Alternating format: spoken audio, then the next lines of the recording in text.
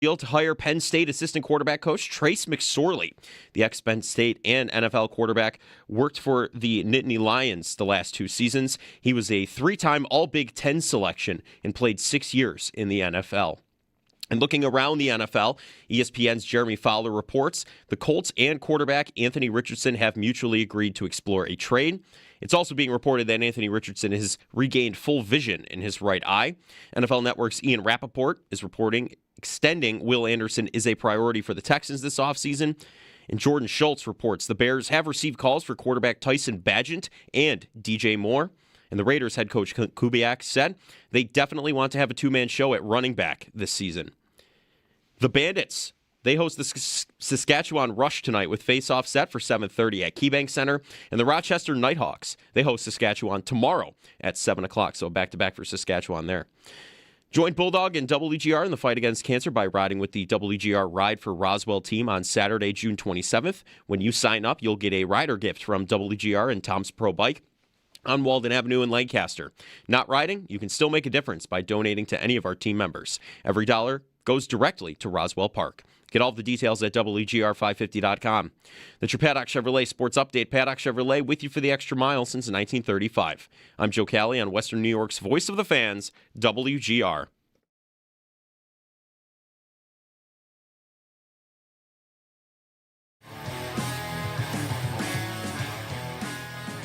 It's your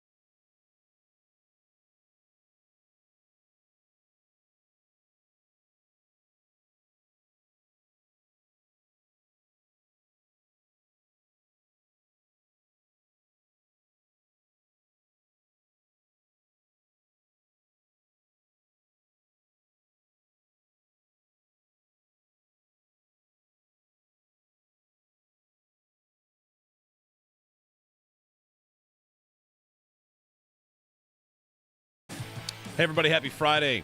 Jeremy and Joe. It's cold now. It's going to get warmer. All right. I was not 45 today. 45. I saw. I was not here Exciting. yesterday. I need someone to corroborate. Wow. Big word at 6:04. Too big. Yeah. Yeah. Corroborate. Okay. I have seen, I think it is real now that we're 10 days out. There's a meteorologist, Spectrum, who tweeted out the American model of next week, of the 2-week forecast. Yeah. And I was listening to WBEN today, waiting for Andy to talk about it with Brian and Susan about all right, yeah, here's what we're looking at. The forecast, the 14-day forecast. All right, Corey Smith, Spectrum News meteorologist, and my new favorite guy. He has a graphic of the 12 to 14-day, whatever, American model that on March 8th, the high will be 72. Whoa. No.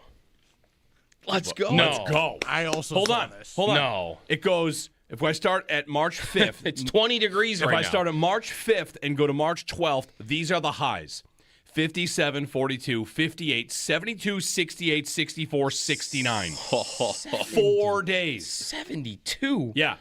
Now, he's the only person I've seen send this out locally. And again, it's like with the American model, and if you're familiar with this, sometimes when there's a blizzard coming, it'll say like, well, the European model says this, the American model says this. Anyway, Corey, he wrote, I'm going to be honest, if we really hit the 60s and 70s in a week and a half, like the American model says, I think they should shut down the city for a week, which I would agree. We would. Are there games? When's the Vegas game? Isn't it March 3rd? That's March 3rd. I've got a high of 38 for that day. So March 8th is a Sunday, and the four of us are going to the Tampa game. Shorts. Like, what if it's in 72 shorts. on a Sunday? What time are we going out? Noon? Maybe. For a 6 o'clock game? Yeah. I'm just saying. I have no disrespect to Corey Smith at all. I don't know Corey Smith.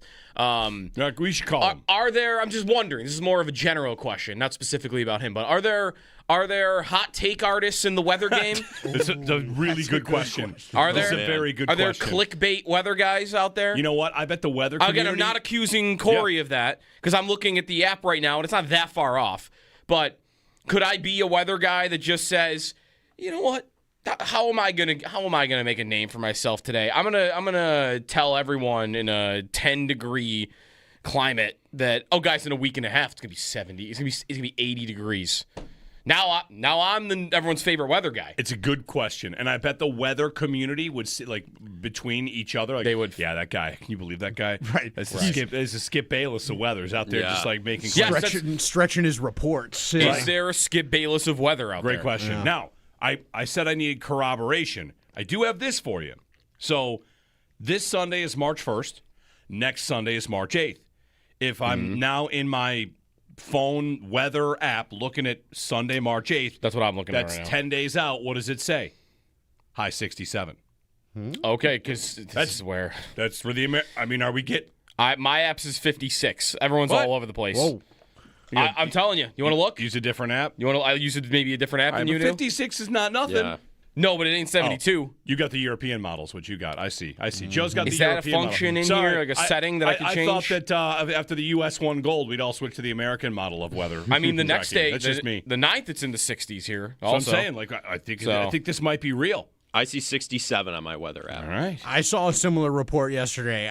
Not to rain on the parade, I will say it. Also get out of said here. in Turn the off next. his microphone. Turn off his microphone. Get him out of here. What are you here for? we're not here for European Yeah. models. Yeah, I'm so sorry. Stick I'll to stop. goalie takes. Yeah. Turn it off. Oh, it's supposed to get really cold after that too. 'Cause Well, I'll that's the take way it really goes. cold after that.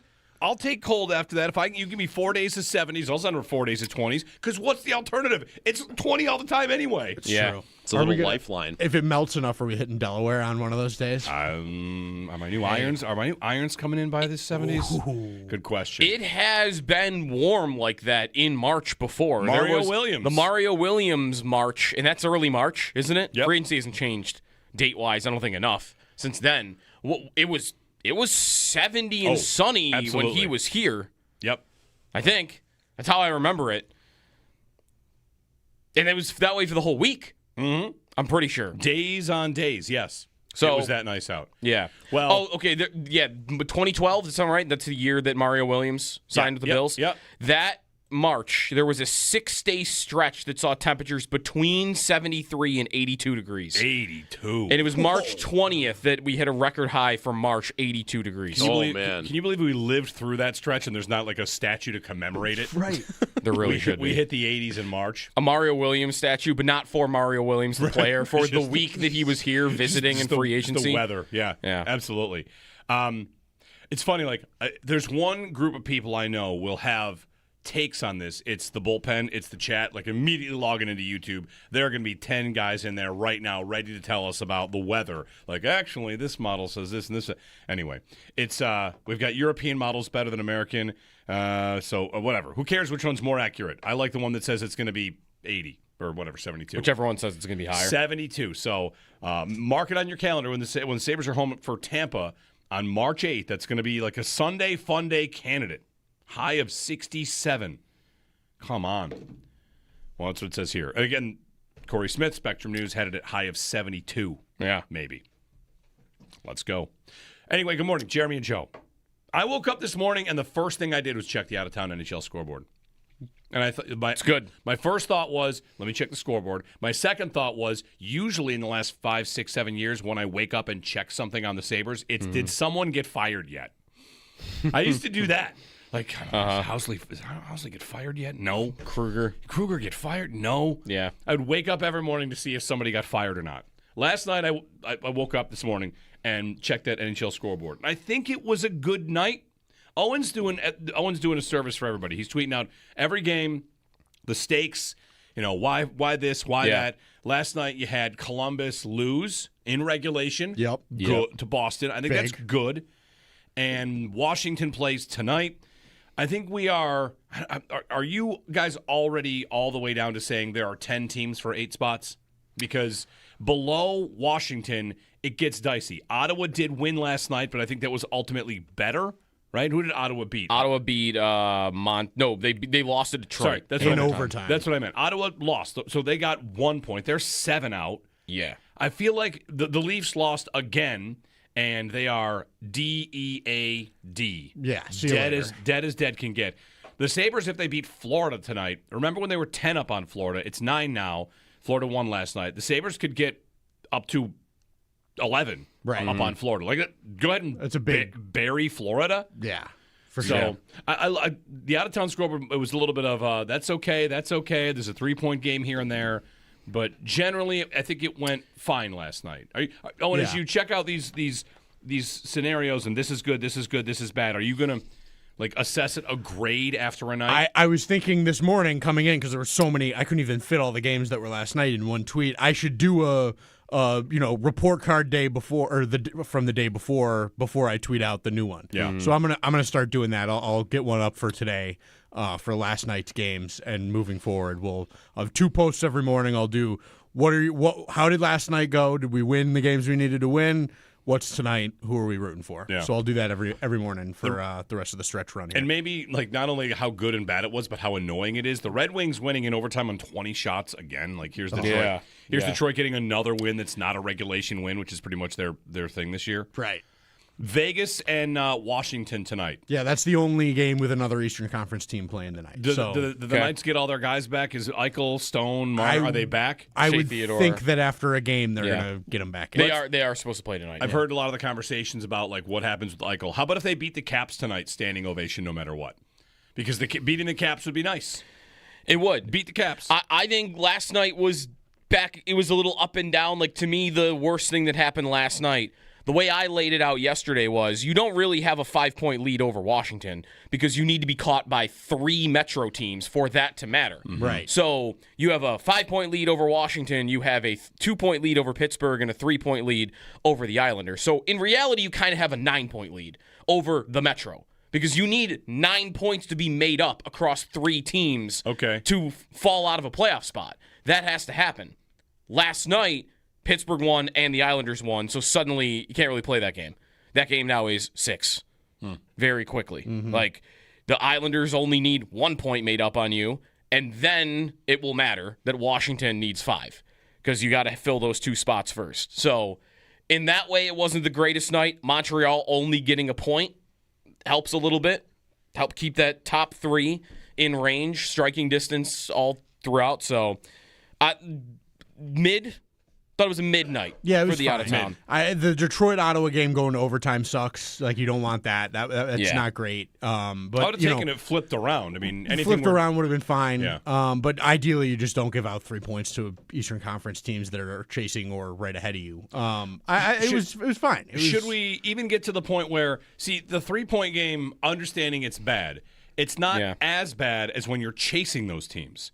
Because being ahead of, you're kind of even with Detroit. So if Detroit gets a win, but it's not a regulation win, all right, the Sabres have a 4-win lead in the tiebreaker over Detroit. Right. Yeah. So and 6 over Montreal, by the way. Right. That's what I mean. 6 over Montreal. These 3-point games, they are annoying, and we don't want all the other teams to get 2 and 1. But when you're in a spot, it's less damaging to me because, again, last night, Ottawa and Detroit. Ottawa gets 1. Yeah. And Detroit gets 2. You flip that around, I feel good because Detroit didn't get their maximum points. And I think the other best news about still where the standings sit, even though they won last night, they're still far enough away that any of the teams that you would look around and worry about, that team is good enough that I think they could make up this gap that they have on you. Florida is still the danger team that you would think of for that because of their pedigree of winning back-to-back Stanley Cups. but they are further away than your Washingtons and your Columbuses. So should I really take them seriously? Because when I look at the Caps or the Blue Jackets or the Senators or any of those other teams, I don't really think you're good enough. Yeah. It's not just that you're 5-back, 6-back, 7-back. I don't think you got what it takes to make that up. Florida is the only one that I think would, but they're not 7-back. They are 9-back. 9-back. So, at what point am I supposed to say, well, I don't really care how good you are. 9 points is too much to overcome. And they did beat a team, but they beat the Leafs, which almost doesn't count. Yeah. The Leafs are so cooked. ready to die in this season. Like, did you see the goal that they scored where a Leafs defenseman was just skating backwards, fell over himself, took out another Leafs defender, and gave the Florida Panthers a 2-on-1, which they scored. We're talking like Tank Sabres energy? For real. It's a nightmare goal. They came out, their CEO, Keith Pelly, sent out a letter to the fan, and then they've tanked these first 2 games in horrific fashion after saying, like, we're going to do whatever it takes to win. And we're gonna try and fix this. Yeah. Like, I mean, by like one other way to maybe judge a little bit of like how did last night go is if you look at all the sites and do the playoff odds day by day, how do they look today versus yesterday? And the answer is that they are either exactly the same or a very small decrease. Yep. Like hockeystats.com had them at 91% yesterday, and they're at 90% today. Evolving Hockey, they're the exact same. So, you know, if it is a drop, it's a very small drop. And the wins, like, it could change a lot in one day. Like, I had Dom Lecision from The Athletic, because I tweeted out yesterday, what's their odds at all these different sites? And Dom Lecision tweeted, that number actually this morning, that early, wasn't updated yet. It went from 76% to 84% with them beating New Jersey. Mm-hmm. He's like, one win can be that much. Wow. Like 7-8% difference. So 1% lost on a single night out of town is not really that. It's not much. Well, the number I had, I tweeted it yesterday, and I wasn't here enough if you guys discussed it. So we're in one of those spots where you guys had a full show yesterday, and I'll say things, and you'll be like, yeah, we said that yesterday, you dope. Is that they need 24 points in 24 games to reach 98 or whatever. The projected line. The projected cut line. And it's a 500 points percentage, and this is a point about maybe the entire NHL with 3-2-1 or whatever, with 3-point games. Yeah. Only one team in the East has not played at a 500-point pace, which, said another way, they could be equal to the second worst team in the East for the rest of the year, and they should make it. That's kind of what that says. Right. If everybody's pace also stayed the same and these teams in the middle didn't get red hot or anything. And if you're okay being really stressed right to the very end, because it might come down to the final days of the season if you do that. I don't want to do that. Because the way they're tracking now, the final week of the season will just kind of be kick your feet up and let's figure out who you want to play. Right. And who can you tinker lines? Is there anything we want to adjust? Make sure we got the goalie we want. So that's a nice place to be. To that point, I saw, I believe was it Chad? Let me check here. On watching the out-of-town scoreboard and all that when you're checking the games and what you're looking for, might have been Chad, might have been Chris Oster. Okay, I think it was Chris. Anyway, about some games are for, are you going to make the playoffs? Who's going to get in? And others are for scouting. Mm-hmm. Like, tonight you're watching for Montreal versus Detroit. And these are less games about who makes it, but about which team would you like to play. Right. And I know you said that the Sabres are like 38% to play Montreal based on, everyone else running numbers and all this. And, boy, would we ever sign up for that? Oh. Yeah, right now they're 30% to play Montreal, and the next closest is Boston at 14%. Yeah. There is a possibility if it goes to the final week-ish of the season, they close out late. I'm looking at April. Here's your April schedule for the Sabres. Okay. They play Ottawa. Then they go to Washington. There's a chance that one is really big because Washington is one of the teams on the outside that's trying to get back in. And I'm thinking of a game by a couple years ago, I mean like 12 by now. There's a game. I think I know the game you're about to reference. There's a game they win in Washington. Yeah. Where Pominville strips Ovechkin and scores, and the Sabres win 5-1. And it was like, there it is. They're going to make it. And then after that, I think Ehrhoff got hurt, and they completely fell apart. That's how far it was. Ehrhoff year. Oh my God, that's like 12 years ago at least. But He's been bought out for 10 years. I think. Right. They win in Washington, and I can remember that game being like, they're going to make it. They were smoking hot, and the Capitals were falling apart, and they went and they beat the team they were kind of chasing, and then they lost. Also, late in the season, April 9th, third to last game, Columbus here. Mm-hmm. That could be a clinch game. Mm-hmm. Columbus is the other team right on the outside trying to get in. You know, going this far and forecasting who's going to be where, it could very easily be if you win this, you pass them, and you might already be in the 3 or the 2 spot in the Atlantic. But anyway, they've got the Blackhawks and the Stars to finish also. So Rangers, nice. Islanders, it's Lightning. They got some home games, they got some road games, as one would expect. We're feeling good, right? We're feeling good. I'm playing around with some of the odds here. This is, again, like the Metro point right now. Like, I guess maybe do I need to get here? I'm not worried about any of the Metro teams right now because I feel like they are all going to fight it out for 2 spots. And they're all four of those teams, or 3 of the 4 that are below Carolina, beating out the Sabres between now and the end of the season just doesn't feel that likely at all. Like when to do the same thing, kind of that same exercise I just did with the Sabres. Like, what are their odds to play different opponents? And by that, you can kind of tell like what their odds are of getting each spot, right? Like if you're 30% to play Montreal, the only way you're playing Montreal is if you're in one of the 2 or 3 positions. When I do that with Washington, for instance, who are their most likely opponents in the first round, other than missing the playoffs, it goes Pittsburgh, then Columbus, then the New York Islanders. Like before I get to the 2 division winners, which would be your teams you would match up with if you're in the wild card, 3.5% for Tampa, 3.5% for Carolina. Like that's like telling me, yeah, Washington is like 50% likely if they get in, more than that, to get in to play another Metro team. For them to take a spot you're eligible for, they're only 7% chance of that happening. Okay. Of getting, like, I just don't think I think the Atlantic teams are the ones you should be rooting against harder on these night-to-night bases, even though Ottawa at the moment is lower. Because just Ottawa catches me, and that's all it takes. Washington has to catch me, while also Pittsburgh and the Islanders have to track me down and do the same thing. Although they're not that far back, right? They're like 1 point back. Right. Shouldn't we go back to the old playoff format? Yes, because this makes it convoluted. It's like really... Washington is sitting there 5 points back, and I think there's a good argument that like they're not really 5 points back. But it becomes this complex way of looking at it that I think is the right way to look at it, but it makes it that the playoff format should be a lot simpler. Yeah, if you went back to the old 1 through 8, and that's not even just like...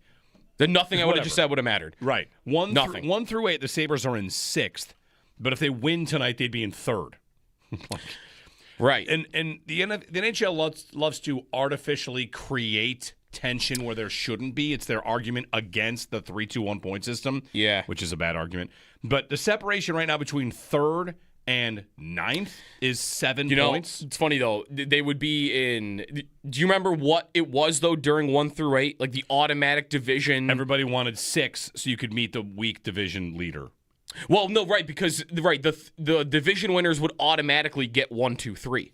Mm-hmm. So if I were to go back to what it was, like under the old divisions, wouldn't the Sabres be 1 point back because they in Montreal were in that division? Right, that's right. They're not in Tampa's division. That's right, so you'd be 1 point out of a top 3 spot. Yeah. And you'd be fighting with Montreal for a division title that matters for, a top seed in the first round.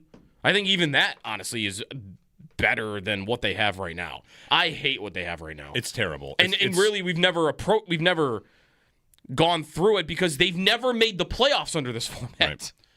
Right. This would be the first time. It's convoluted. It forces matchups in the playoffs that don't need to be forced, that aren't whatever. They don't. The seeding is wrong. They've had it for a long time too. It stinks. Anyway, out of town scoreboard, weather. Quick note: Aaron Matkowski texted in. I said Andy, by the way, Andy Parker earlier. I meant Aaron Matkowski. Aaron's on WBEN every morning, and he has. We got more corroboration, guys. The 8 to 14 day temperature outlook. Thanks, Aaron, for tweeting this in. 90 to 100% above average in the 8 to 14 day outlook from March 6th to 12th. Okay, we are getting a big warm up. I'm calling for a tea time right now. Let's get some tea times. On the 8th. That ground is going to be March, muddier. On March 8th, we're going to go play 18 in waders and muck boots. I was going to say. And then we're going to the game, and for the first time in 12 to 14 to 20 years, people will play golf and then go to a meaningful Buffalo Sabres game. Can I stop home to change first? Well, we're going right in the mud. Right from the mud Yep. to the arena? Everyone will know, like, oh, you guys must have been on the course. 803-0550, 1-888-552-550. Good morning. Give us a call. At the Combine, it's a big day. It is Wide Receiver Media Day, which means I get to dream big. Big, big, big. You can give us a ring at any point. We'll talk to Jim Manos, former Bills personnel man, about the Combine and what happens at the Combine. A little behind-the-scenes kind of look for someone that's been through it with multiple teams. So he's joining us coming up at 8 o'clock. Jeremy and Joe here on WGR.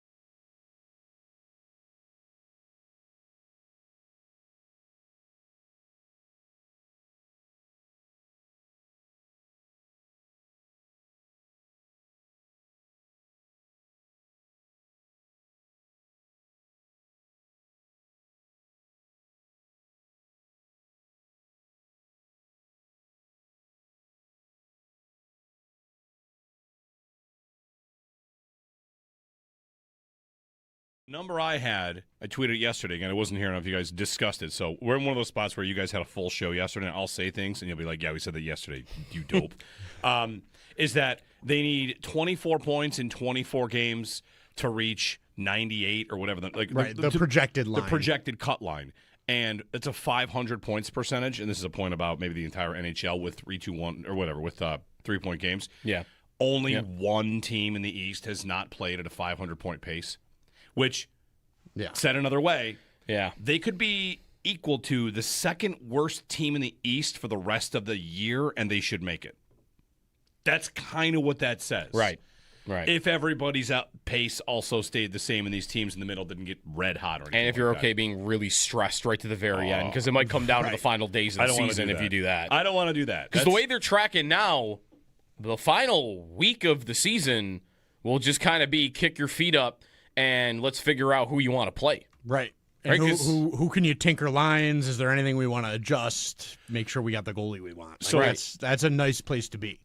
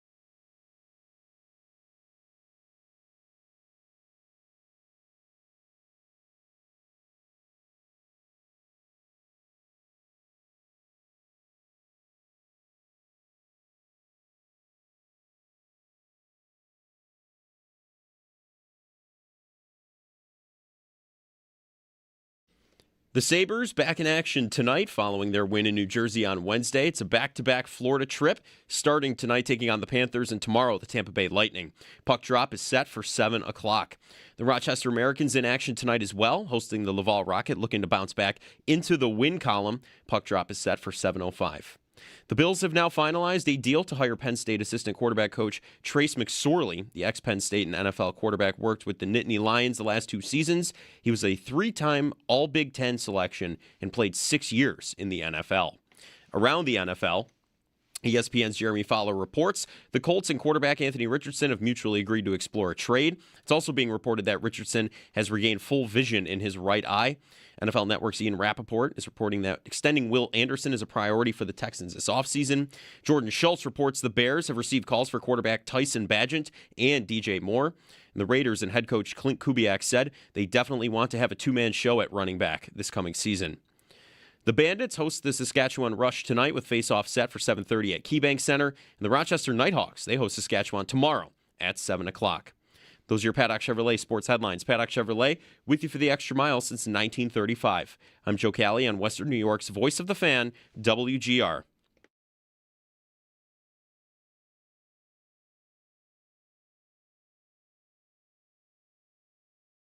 Had a lot of good ideas, a lot of RPO ideas. He came from the college game, and we just hit on a bunch of, we were finding the right guys. For Joe, it was that opportunity to go coach Burrow, Jefferson, Jamar Chase. It was an unreal season. They won the national championship his first year. He ended up at Carolina. I just saw him in the hallway coming here. I'm excited for him. He still seems super young. He'll always seem that way to me, but he was fantastic. Sean Payton speaking at the Combine about Bills head coach Joe Brady. Bills at the Combine, meeting with teams.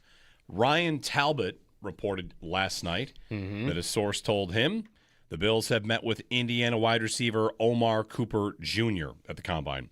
And he met with, Cooper did, 17 teams on Wednesday. He's a likely late first, early second pick that could be in play at number 26. Today is wide receiver media day.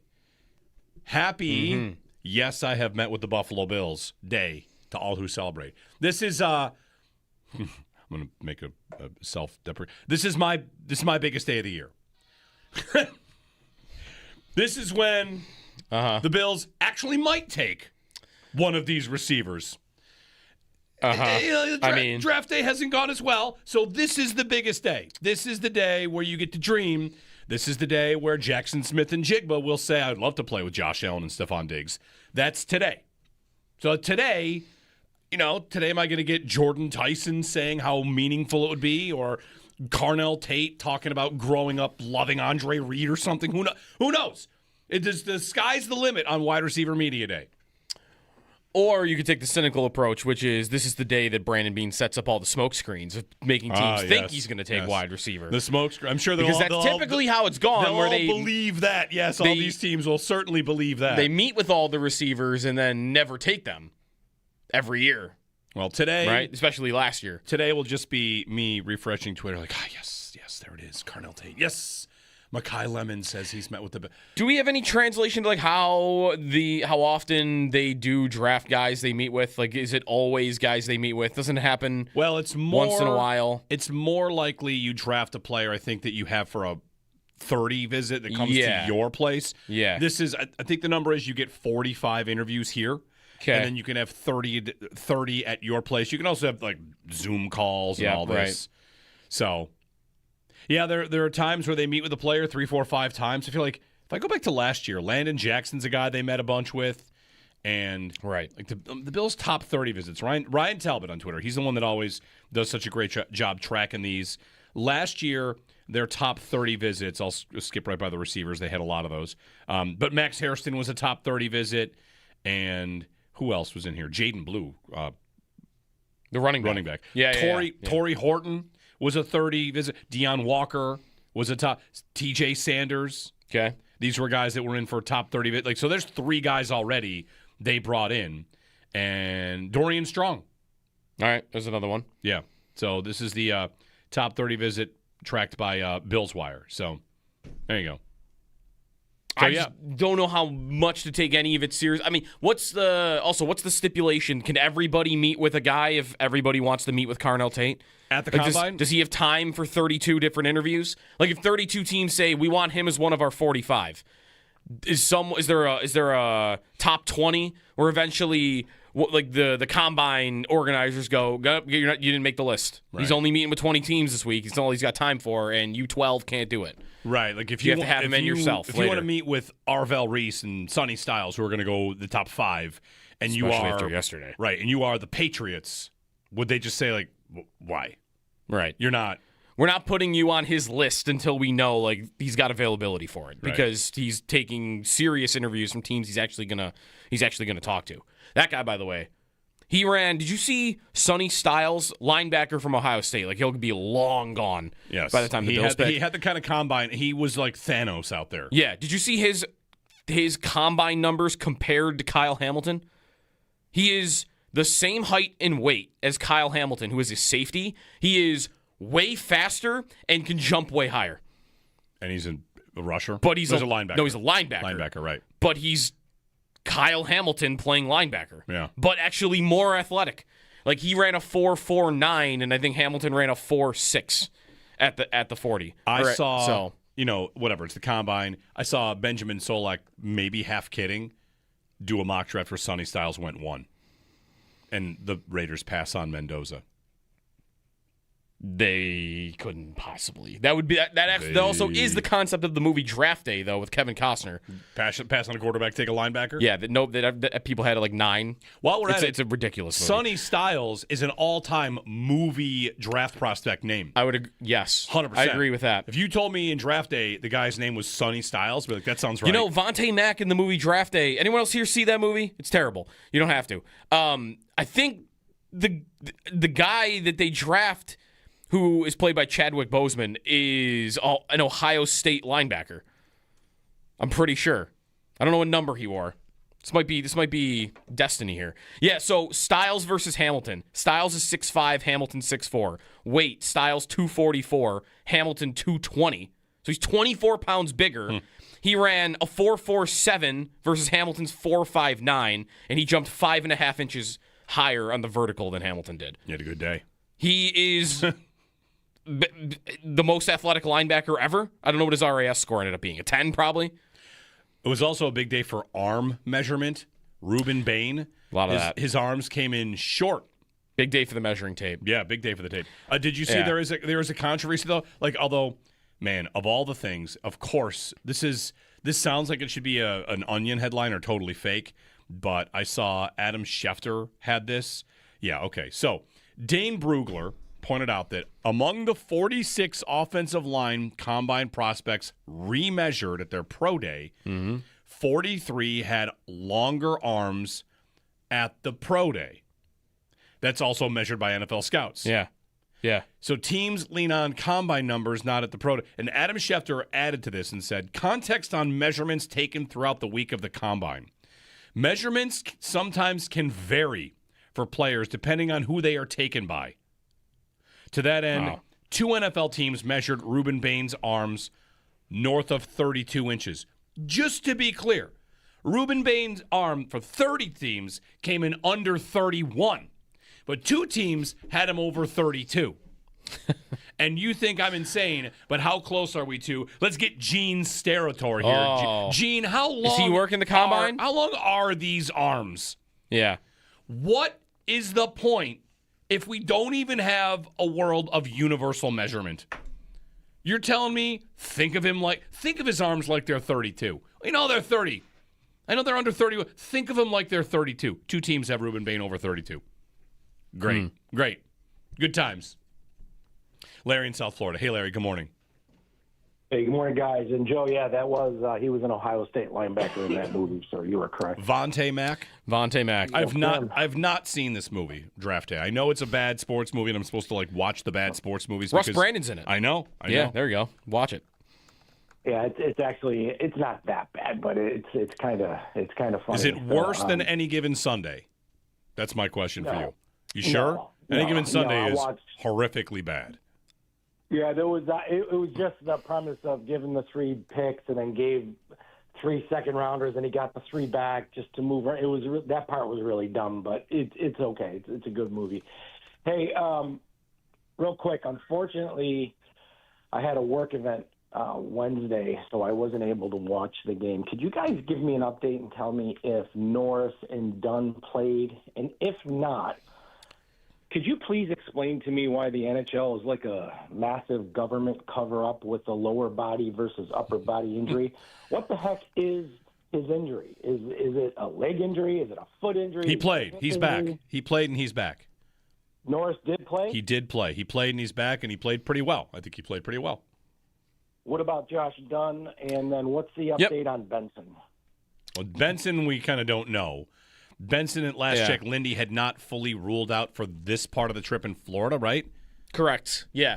So I don't know. He could have something that's not even injury related. We don't really know on him right now. Yeah, Norris played, and I don't know what he had. I mean, we do know that the thing he's dealt with the most during his career has been this shoulder problem that he's had. But I don't believe that's what kept him out the month or so before he returned on Wednesday. It was, if you watched how he got hurt, you can only speculate because they don't tell you, but his hip, something to do with his hip is kind of what it looked like. He had the best Corsi percentage of any Sabre on Wednesday. Yeah, good shot share. Shot attempts were 15-4 when he was on the ice. Yep. So he didn't play a ton. He played third-line minutes, I would say, on a line that on paper was like your second or third line. Maybe easing him back in. He got power play time. He got a little power play time as well. I mean, really, he is my last hope that something that isn't trading for a guy can save their power play. Mm-hmm. Because everything else, I feel like they've tried, they've done, but he was supposed to be a critical piece of it, and he hasn't played a lot of games this year. It's not like I've loved the power play when he has been on it, but he's just done it so little that my hope would be that, well, he was really good at that in Ottawa, and that he can help drive that more if he can stay healthy, but what's right to expect? That he'll play 10 games? Can he make it through 10 games without getting injured again? There was a moment where he missed a shift in the third period, and people were wondering if he was hurt again. Would you take against the Devils? Let's play a would you take on Norris. Would you take he plays the rest of the regular season and that's it? No. Okay. I think I'd sooner. You feel really good about them making the playoffs in that scenario. I think I'd sooner take he gets injured in the next game and is ready to go and plays the entire playoffs. Right. That'd be better. I think I'd rather have that. I mean, the entire playoffs could only be 6 games for all I know, too. True. By the way, still I think the best number from Wednesday, though, was Samuelson, when he was on the ice, the Sabres outshot New Jersey 20-5. That's pretty good. Not shot attempts. Shots were 20-5 when he was out there. He was unbelievable on Wednesday.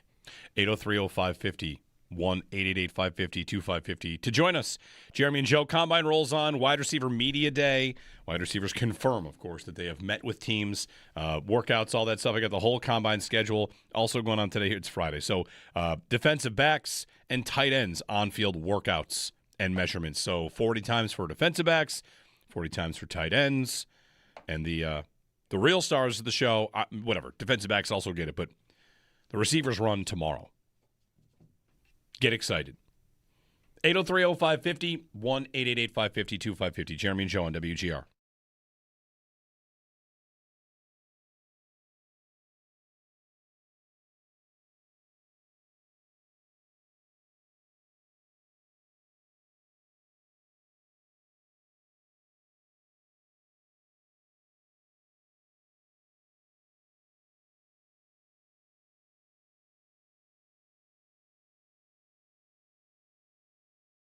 The number I had, I tweeted it yesterday, and I wasn't here enough. You guys discussed it. So we're in one of those spots where you guys had a full show yesterday, and I'll say things, and you'll be like, yeah, we said that yesterday, you dope. Is that they need 24 points in 24 games to reach 98 or whatever. The projected line. The projected cut line. And it's a 500 points percentage, and this is a point about maybe the entire NHL with 3-2-1 or whatever, with 3-point games. Yeah. Only one team in the East has not played at a 500-point pace. Which, said another way, they could be equal to the second worst team in the East for the rest of the year, and they should make it. That's kind of what that says. Right. If everybody's pace also stayed the same and these teams in the middle didn't get red hot or anything. And if you're like okay that. being really stressed right to the very end, because it might come down to the final days of the season if you do that. I don't want to do that. Because the way they're tracking now, the final week of the season will just kind of be kick your feet up and let's figure out who you want to play. Right. And who can you tinker lines? Is there anything we want to adjust? Make sure we got the goalie we want. So that's a nice place to be.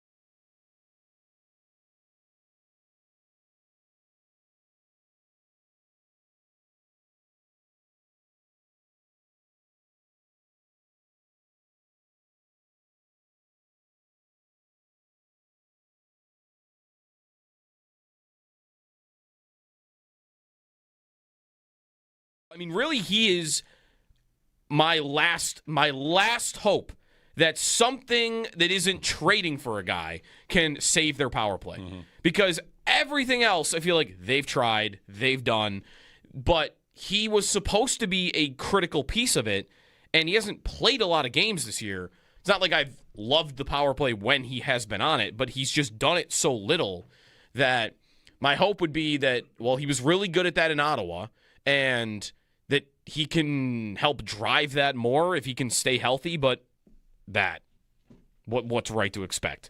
That he'll play 10 games? Can he make it through 10 games without getting injured again?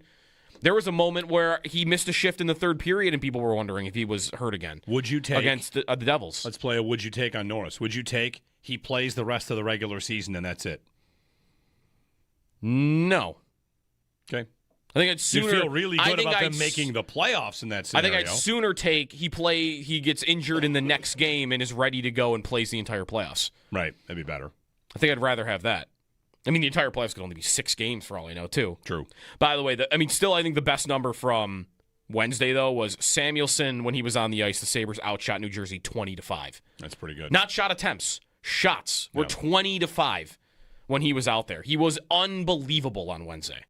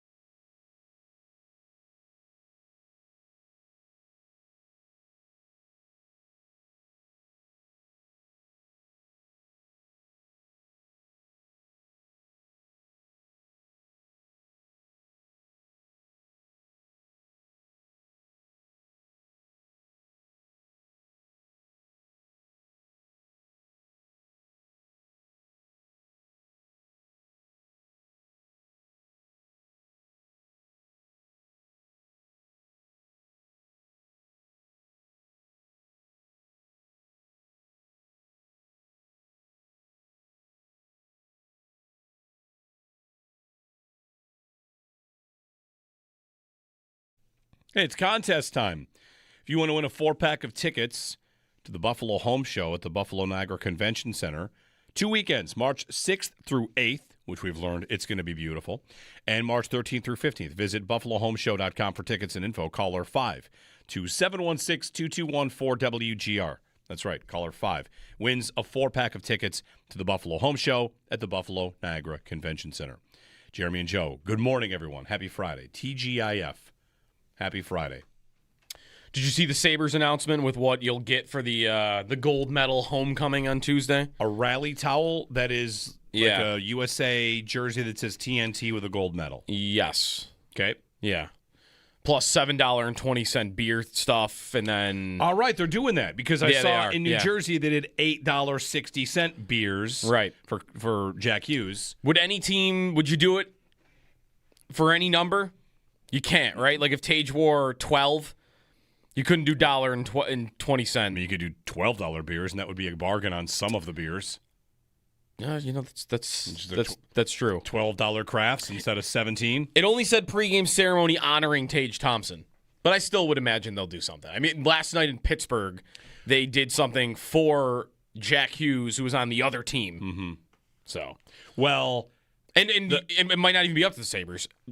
Tage wasn't supposed to be involved in the first part of the Devil ceremony, and Jack Hughes just decided, I'm just going to go get him and bring him to center ice. did that give the Sabres the idea of like the best way to make sure that Jack does not get booed is if Tage goes and gets him? Him and Hannafin. Right. Like, Yeah. he calls the other two out. Yeah.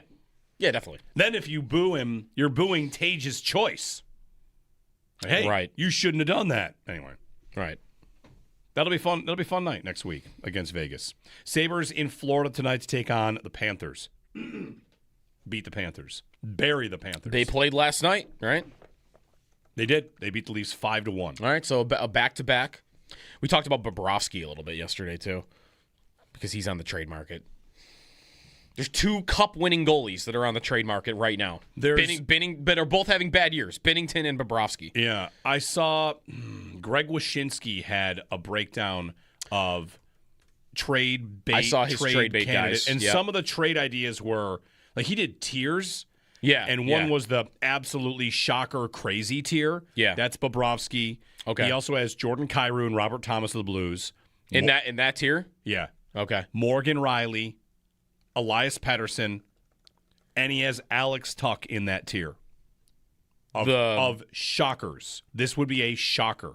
I agree with that. It would stun me if they traded The him. latest report is the Sabres are offering Tuck a contract that I saw you tweet about can't be a serious offer, like in the neighborhood of $8 million. It's not an offer that you really care whether he stays or goes. Gotcha. Put it that way.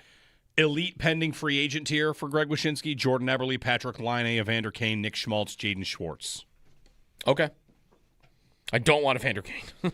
Elite forwards with term. Now Elite deadline forwards with term, Sure. I think, is also what he Ryan means. O'Reilly, Marchessault, Kadri. 803-0550. Jeremy and Joe here on WGR. I mean, really, he is my last hope that something that isn't trading for a guy can save their power play. Because everything else, I feel like they've tried, they've done, but he was supposed to be a critical piece of it, and he hasn't played a lot of games this year. It's not like I've loved the power play when he has been on it, but he's just done it so little that my hope would be that, well, he was really good at that in Ottawa, and that he can help drive that more if he can stay healthy, but what's right to expect? That he'll play 10 games? Can he make it through 10 games without getting injured again? There was a moment where he missed a shift in the third period, and people were wondering if he was hurt again. Would you take against the Devils? Let's play a would you take on Norris. Would you take he plays the rest of the regular season and that's it? No. Okay. I think it's sooner. You feel really good about them making the playoffs in that I scenario. think I'd sooner take he gets injured in the next game and is ready to go and plays the entire playoffs. Right. That'd be better. I think I'd rather have that. I mean, the entire playoffs could only be 6 games for all I know, too. True. By the way, still I think the best number from Wednesday, though, was Samuelson when he was on the ice. The Sabres outshot New Jersey 20-5. That's pretty good. Not shot attempts. Shots were 20-5 when he was out there. He was unbelievable on Wednesday.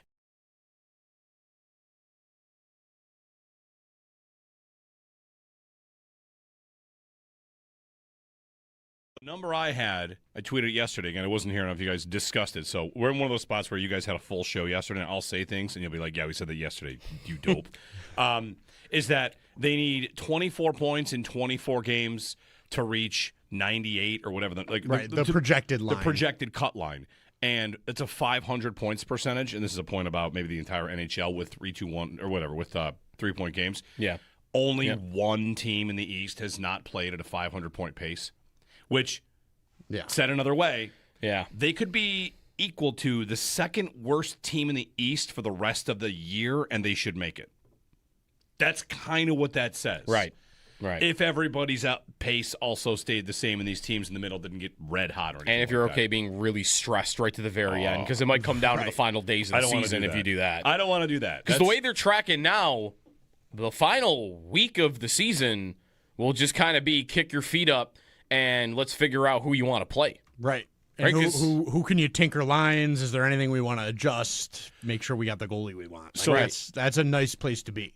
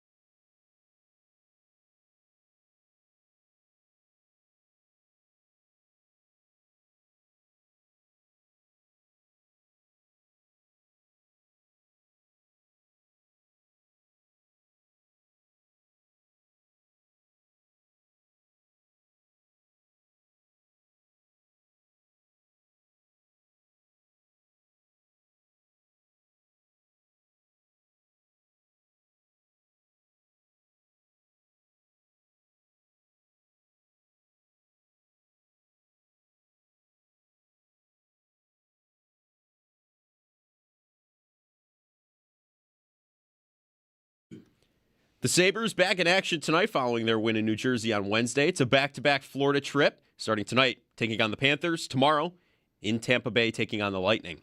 Puck drop set for 7 o'clock. The Rochester Americans in action as well, hosting the Laval Rocket, looking to bounce back into the win column. Puck drop is set for 7:05. The Bills, they finalized a deal to hire Penn State assistant quarterback coach Trace McSorley, the ex-Penn State and NFL quarterback, worked for the Nittany Lions the last 2 seasons. He was a 3-time All-Big Ten selection and played 6 years in the NFL. Around the NFL, ESPN's Jeremy Fowler reports the Colts and quarterback Anthony Richardson have mutually agreed to explore a trade. It's also being reported that Richardson has regained full vision in his right eye. Jordan Schultz reports that the Bears have received calls for quarterback Tyson Bagent and DJ Moore. And the Raiders head coach Clint Kubiak said they definitely want to have a 2-man show at running back this season. The Bandits, host the Saskatchewan Rush tonight. Face-off set for 7:30 at KeyBank Center. And the Rochester Nighthawks host Saskatchewan tomorrow at 7 o'clock. Buckling up takes less time than listening to this. No excuses. A message from New York State's Governor Traffic Safety Committee. That's your Paddock Chevrolet Sports Update. Paddock Chevrolet, with you for the extra mile since 1935. I'm Joe Cali on Western New York's Voice of the Fans, WGR.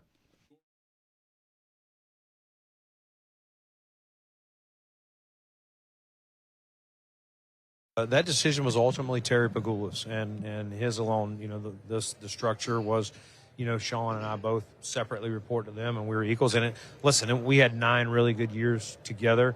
You know, to your point, I think Terry just, you know, using his words where he felt we had hit I think he said something like a proverbial playoff wall or something to, you know, don't quote me, but something like that. I think he just felt like, hey, you know, we need something new. We need something fresh. We just need to try something else.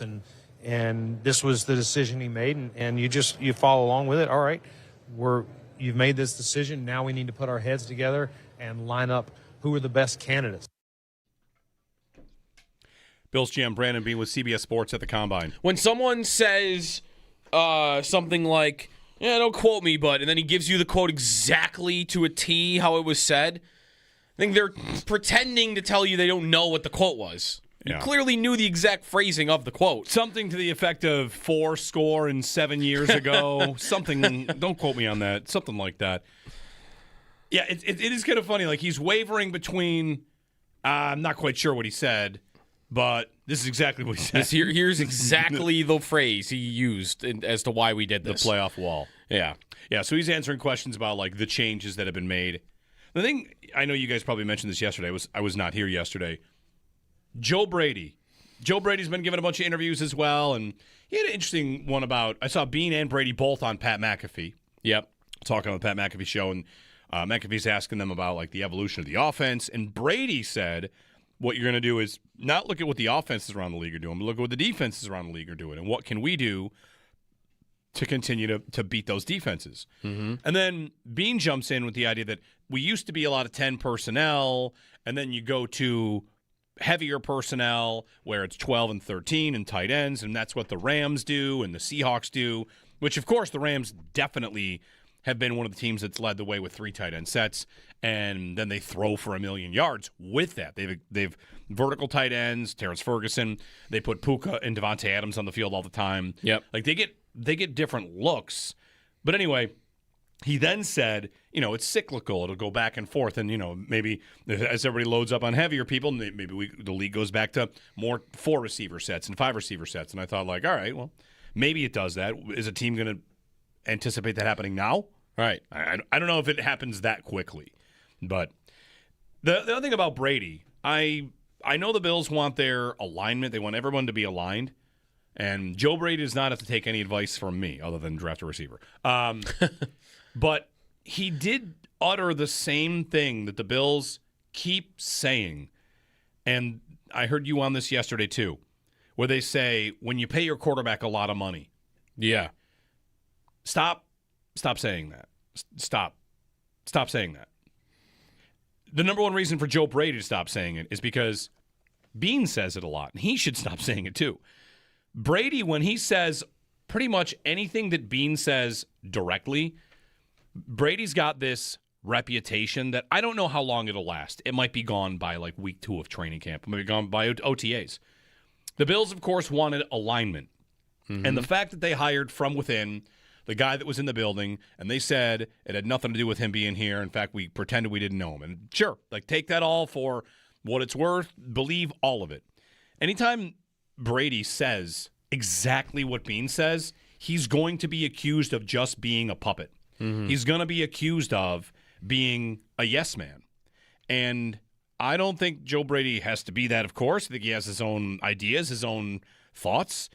And as soon as he's ready to tell us those thoughts that aren't direct quotes from the GM, and this one especially about how, you know, you're paying your quarterback a lot of money, you got to make sacrifices. Mm-hmm. It just, you sound like you are just saying what you're supposed to say. So, well, isn't that alignment? That's alignment. That's alignment. That's why it's part of the reason I think he probably has this job right now is he's not going to step out of line and say things in the public that go against at all what the GM thinks about the team and the way it should be constructed. There's a difference between going against and simply not parroting the same line. Mm-hmm. Just don't say the thing where it's your quarterback makes a lot of money. So, of course, like you can't spend any version of that where they kind of, I don't even think they're attempting to lay blame at Allen's feet, but that's what you are doing when you say that. Well, he makes so much money, we can't have nice things, which is, of course, wrong. It's totally wrong. Like you pay attention to the league for 5 minutes. Yes, a large contract eats up cap space, but not on any level like you should ever be treating it as if it's a problem. Josh Allen is your best contract. He's at the most important position. He's paid well, but you still get more than you could ever dream of on that investment based on how good he is. And to blame him or his contract to make it sound like it's difficult because of that contract is misguided. That's like the nicest way I could say it. Yeah. Stop saying it. End half rant. Stop saying that. Well, isn't it the only thing they can say without admitting that their roster isn't very good for how much money they spend on it? Because it's their cover for it. They say, well, here's why we don't have an all-star team. It's because, well, we got Josh Allen. We got to pay him $55 million, not to mention what the cap hit actually is, which is a lot lower than that. And we can't have all these great players around him because we got to pay him. Because if they start saying, well, no, it's not actually that prohibitive from us getting top players around the league at their position, then what's the immediate question back to you? It's, okay, well then how come you don't have them? So now you are willing to admit, no, it's not because of Allen's contract. Well, then where are all these guys? Where are my all-pros? Where are my Pro Bowl guys? Where are my top 100 guys? Where are my guys that are going to make the Hall of Fame someday? Where are any of them? And they aren't here, so this kind of has to, I think, be their excuse because I don't really know what else you would use other than, yeah, I just haven't done a good job of bringing them in, which is counter to all the things that we've heard or have been reported about what was done between McDermott and Bean and what Pagula said at the press conference. But that was only which was a belief that it is a championship roster. Right, that was only at the end that fraying. That was at the end. Ripped apart. That's right. But if they believe that this roster is good enough, then they must believe. I don't even know if they actually totally believe it or not. Maybe they do. That is truly why they can't do it. They haven't been able to do it. 803-0550. It's like, what would they think of like how the Eagles do it? The Eagles have a giant quarterback contract too, and they have elite players at every position group. Well, the Eagles also talk differently. It's one thing that the Eagles do. And talk is, whatever, you could say talk is cheap. The Eagles say you can build for the future and also be good now. I saw the Bears GM say, we have to make a decision, this versus this, treating being good now versus a long-term build. And I think there's only one GM that doesn't treat it like it's one versus the other, and that's Howie Roseman. He openly says, I want to make it very clear we can do both those things. Mm-hmm. Every other GM acts like they're saddled with being good. It's happening in New England. I saw Ben Volin of the Boston Globe wrote a piece about the Patriots saying, oh, just because you made the Super Bowl, careful. Don't go too fast. Don't make a trade to get better. Trust your process. And, man, it is just such the easy way. And for anybody who thinks that we're only doing this with the Bills, who, by the way, are deep into being good, and we're still debating whether or not they should go or just do your normal, eat your vegetables, take your picks, don't be too aggressive. Here the Patriots in year one, they actually have the rookie contract for the quarterback still, which you have that for about 3 to 4 years, and they're acting like they shouldn't go all in. What? Of course the Patriots should go all the way in. Mm-hmm. You have a great quarterback who's paid peanuts. Now's the time to go bonkers and try to win. Yeah. It's always the easiest thing. People like to treat it like going big and trading for this player, that player. It's the easy way out. No, the easy way out is just to sit where you are and just take players, take picks, and say, well, hey, we're balancing the cap. It can be tough, I get it, but just stop saying that Josh Allen's the reason that you have to make sacrifices. Anyway, 803-0550 and 1-888-550-2550 to join us. The Combine. And we do have one wide receiver that we know the Bills have met with. Of course, I saw safety and corners as well. We'll get that list as things go along the Combine schedule. Defensive lineman media was Wednesday this week. But today it's when receivers are going to be asked these questions. And running backs and quarterbacks. Like, we'll see. Are they going to consider a running back somewhere? I don't know if that might be in the mix later on. Yeah, purposes of my bet, it would be nice. It could be. That I am destined to lose between your linebacker and my running back. Yeah, last year Joe and I made a bet. What do they take first, linebacker or running back? And we carried it over into this year because they did not take a linebacker or a running back. My only backdoor win here would be if they pay some linebacker $10 million in free agency, and then we think, okay, that's it. They're done. Free agent linebacker with Terrell Bernard, Dorian Williams, and Joe Andreessen. End. They've got their group. If they did that, then maybe I would think I could still win that, but I'm not very confident. What's the highest they could pick a running back? The 4th round? Let's hope. For our own sakes, yeah, let's hope it's a 4th. Calvin in Niagara, Ontario. Hey, Calvin, good morning. Hi, good morning. How are you guys today? Good. You guys were talking about Josh Allen and how, it kind of hamstrings the team. It's not necessarily Josh Allen hamstringing the team. He's a great player. He's the best back in the league. You know what I mean? So, but they are going to live and die with him, correct? Sure. You can't to a deny point. that. I mean, to a point, yeah. Yeah, exactly. And you do got good players around him. It's what it really comes down to, and I'm just going to bring this up because it's going on right now. Is the draft. Okay, you look at teams around the league in the past few years. I'm gonna bring up the Lions example because that's actually my team. I'm actually from Lansing, Michigan. I'm a Lions fan, but I mean I live around here. I love the Bills. Don't get me wrong. I love football, but okay, over the past few years, and you watch Brad Holmes and Dan Campbell and those guys in Detroit, and you look at what they've done in the draft, especially the past 5 or 6 years. I mean, they're grabbing all pros every draft. Even in the 4th and 5th round, like we're getting guys like Kirby Joseph and Amon-Ra St. Brown. We're picking up Brian Branch, Jahmyr Gibbs, Jack Campbell. And the issue, even Jameson Williams, Aiden Hutchinson, like Hutchinson was a first rounder, obviously. Gibbs was a first rounder. But the point is where are the Bills? How come the Bills aren't drafting these guys, even in the later rounds of the first round or the second round? How come we're not talking about where they're drafting at? What they're not getting any of these gems? Like that's my issue with the Bills. And every year it seems like, how come they just can't hit on one of these 2nd, 3rd, or 4th rounders? Don't get me wrong. I love Buffalo Joe. I like Joe Andreessen. He's a great player. He also wasn't a draft pick. So yeah, right. Oh, he wasn't. No, he was just free agent after the fact. Yeah. There you go. See, I thought he was a later rounder. It shows how much I follow the actual Bills every now, but I do. But yeah, no, that's all I wanted to point out. I love listening to you guys every morning on the way to work and on the way to the job and whatnot. And go Bills. Good luck this year. And yeah, that's all I wanted to talk about. You got the draft going on and whatnot. And what are you guys actually looking for? What are you guys looking for in the draft? What would you say is your number one thing?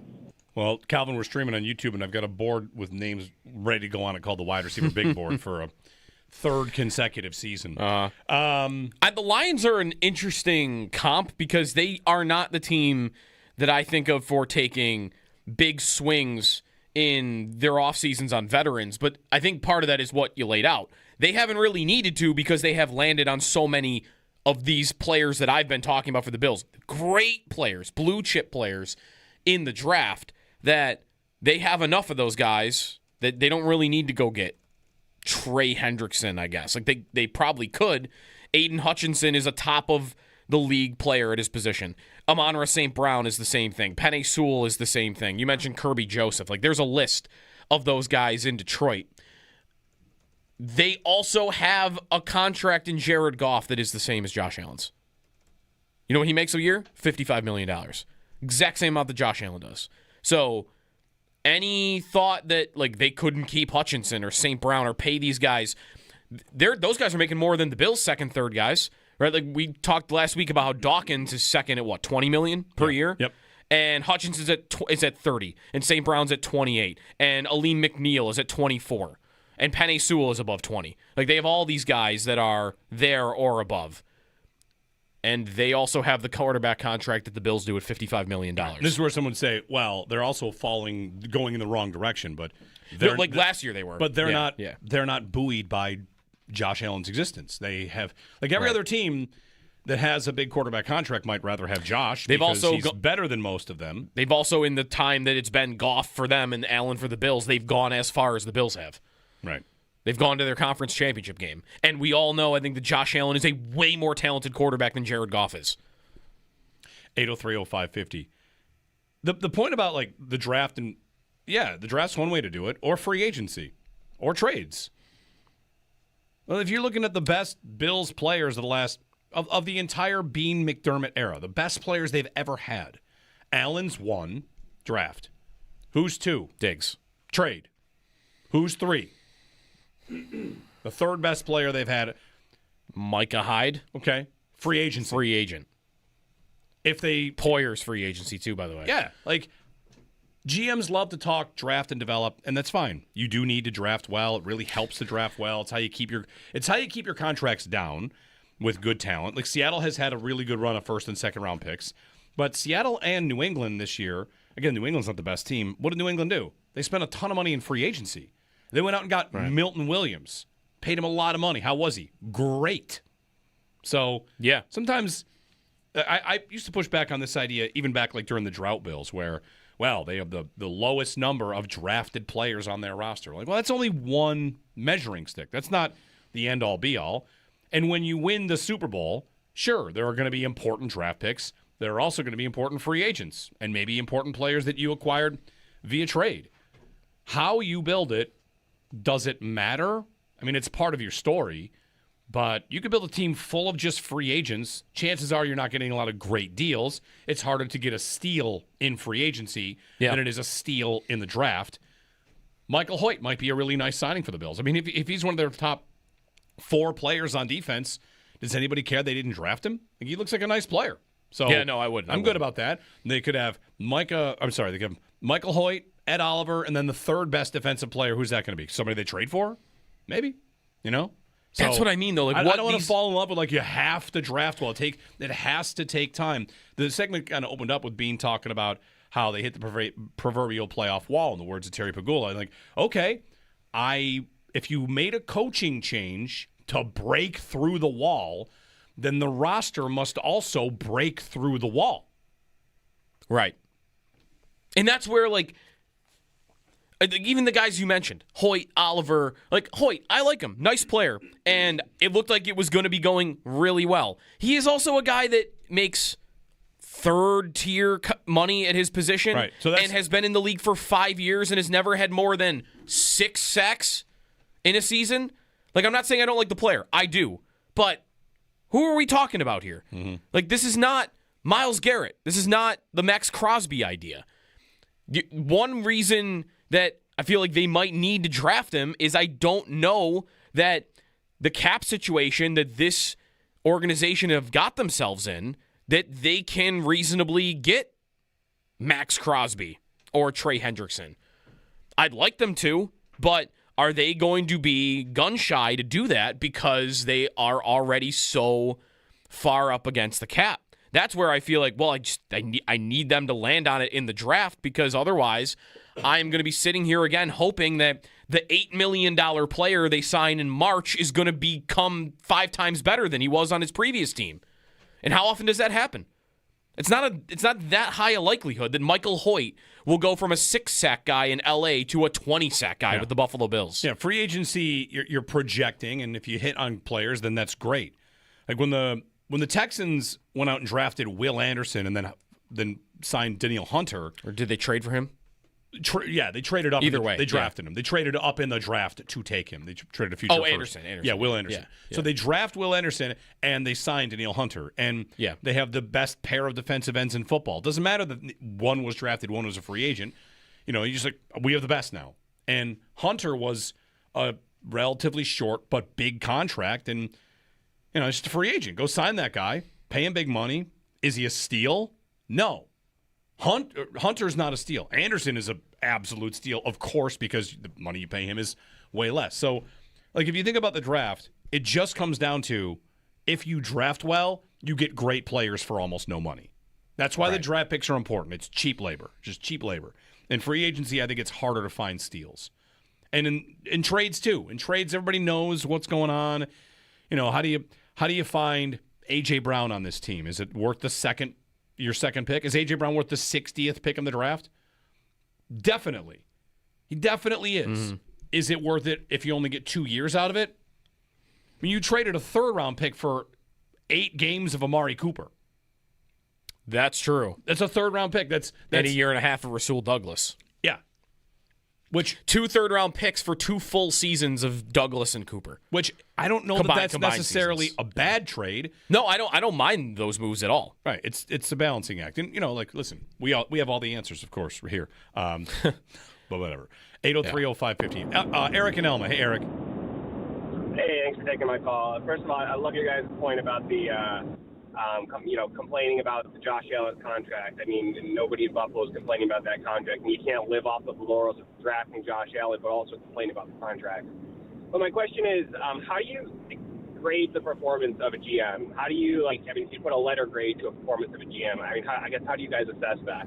If I'm thinking of, I've been complaining about Brandon Meek for a couple of years to my buddies, and they come back with, well, look at these late-round draft picks he gets. And to me, you don't judge a GM based off of the later-round draft picks because those are so much less valuable than the early round.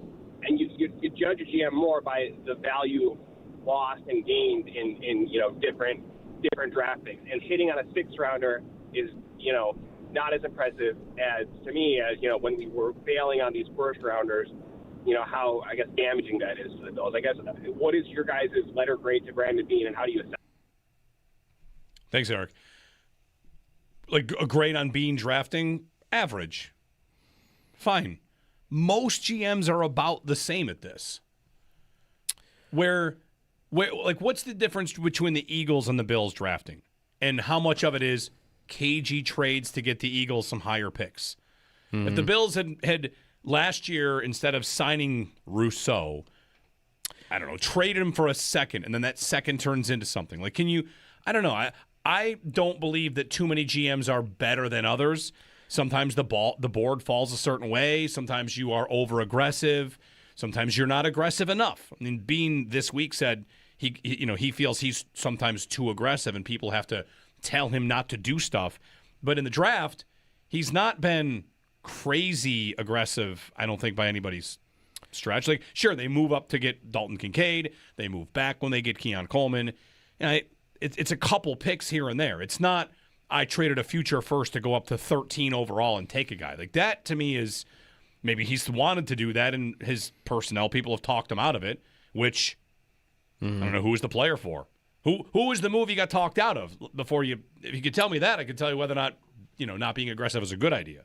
Yeah, I mean, I would say that one of the things that I would say the Eagles are far better than the Bills at in the last 5 years and this could be the trades and the picks you make, are, how many great players are you landing in the draft? A lot. Because the Bills, one thing they also often complain about, other than Allen's contract, is how they're also always picking so high because they're so good. Did you hear Philadelphia complaining about that last year when they picked 2 first-team All-Pro defensive backs in the 20s and in the 30s? They picked Quinyon Mitchell at 22, and he's a first-team All-Pro. They picked Cooper DeJean in the 30s, and he's a first-team All-Pro safety. When they picked Landon Dickerson in the 30s 5 years ago, and he's a 3-time Pro Bowler at guard. Like, they got a guy there. Mm-hmm. And then other times, they trade up and get Jalen Carter. Like, they find their way to these players way more often. And when I mean, like these players, the great players. Not guys that are just pretty good. They're okay. They'll make a Pro Bowl if someone doesn't go. Like, no, I'm talking about guys that are at the top of their position. You want to compare them to that team. That team does that all the time, and the Bills haven't done it since McDermott was in charge of the draft. 803-0550, our phone number. Things are good. It's combine. Free agency tampering begins in 10 days. 12 days? Yeah, I think it's less than that. It's isn't it? It's March 9th. That's free agency or that's tampering? Tampering. Okay. Legal, which basically is the start of free Right. agency. We find out who's signing where. Anyway. It's a week from Monday. Combine rolls on. Wide receiver interviews today. Wide receiver media today. So we find out if they've met with 1, 2, 3, a bunch. Ryan Talbot reporting they've already met with Omar Cooper Jr. of Indiana, which I've got a note on his scouting report that's something to keep in mind. He played all slot for them this year. Yeah. But he's not only a slot. That's how they used him. Maybe he can do more. He's getting a lot of love in the first round, early second. Jeremy and Joe, join us, won't you? Phone number is 716-803-0550 to be a part of the show here on WGR.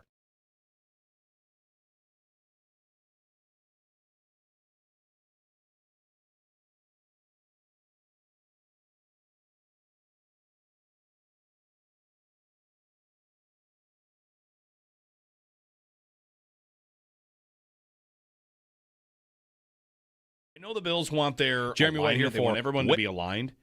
And Joe Brady does not have to take any advice from me other than draft a receiver. But he did utter the same thing that the Bills keep saying. And I heard you on this yesterday too, where they say when you pay your quarterback a lot of money. Yeah. Stop saying that. Stop saying that. The number one reason for Joe Brady to stop saying it is because Bean says it a lot, and he should stop saying it too.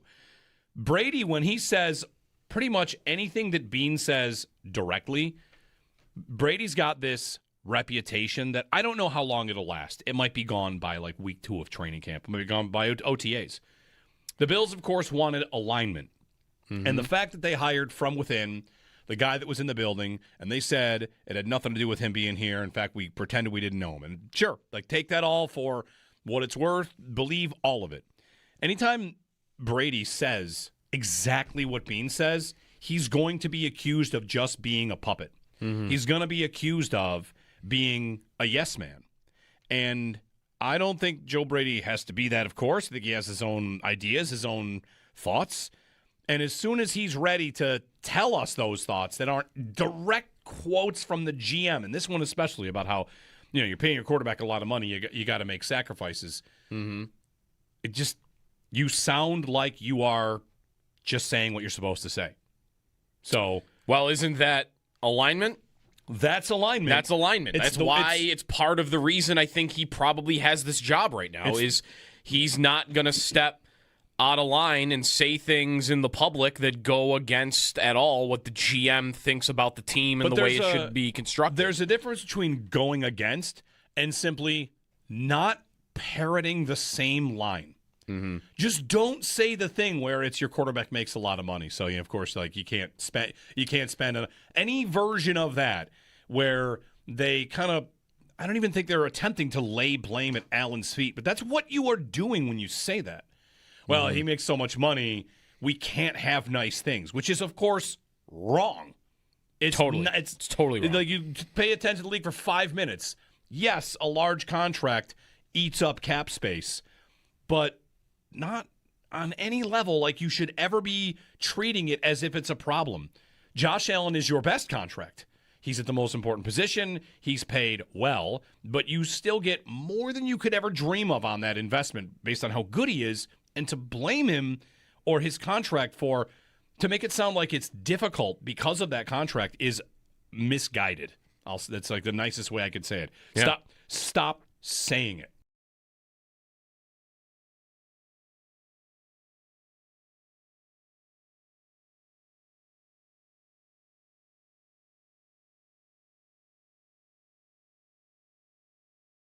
I mean, really, he is my last hope that something that isn't trading for a guy can save their power play. Mm-hmm. Because everything else, I feel like they've tried, they've done, but he was supposed to be a critical piece of it, and he hasn't played a lot of games this year. It's not like I've loved the power play when he has been on it, but he's just done it so little that my hope would be that, well, he was really good at that in Ottawa, and that he can help drive that more if he can stay healthy, but what's right to expect? That he'll play 10 games? Can he make it through 10 games without getting injured again? There was a moment where he missed a shift in the third period, and people were wondering if he was hurt again. Would you take against the Devils? Let's play a would you take on Norris. Would you take he plays the rest of the regular season and that's it? No. Okay. I think I'd sooner. You feel really good about them making the playoffs in that scenario. I think I'd sooner take he gets injured in the next game and is ready to go and plays the entire playoffs. Right. That'd be better. I think I'd rather have that. I mean, the entire playoffs could only be 6 games for all I know, too. True. By the way, still I think the best number from Wednesday, though, was Samuelson, when he was on the ice, the Sabres outshot New Jersey 20-5. That's pretty good. Not shot attempts. Shots were 20-5 when he was out there. He was unbelievable on Wednesday.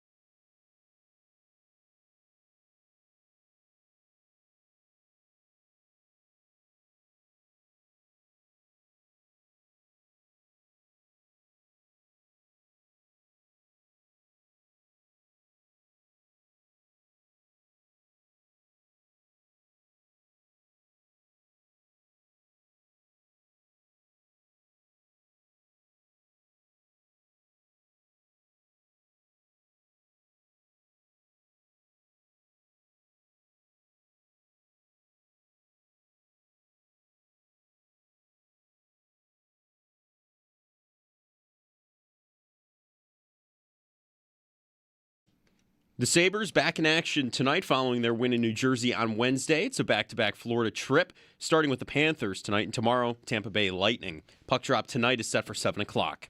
The Rochester Americans in action as well, hosting the Laval Rocket, looking to bounce back into the win column. Puck drop is set for 7:05. The Bills, they've now finalized a deal to hire Penn State assistant quarterback coach Trace McSorley.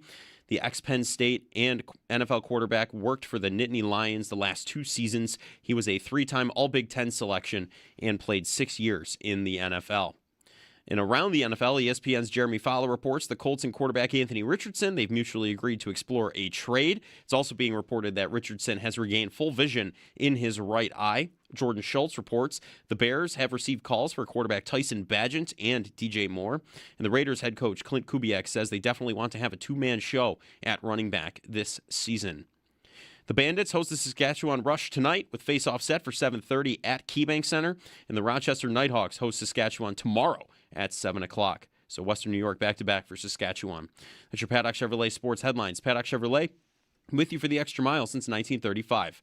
I'm Joe Cali on Western New York's Voice of the Fans, WGR.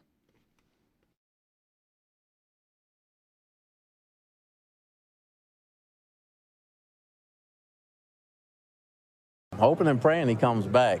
He's been a Buck his whole life. You know, he's done so much for the city and the team of Tampa Bay that it's unmistakable. His legend is etched in stone there. He can still play at a high level, but he's earned the right to look around in free agency because he's played so long, and we just hope and pray that he comes back.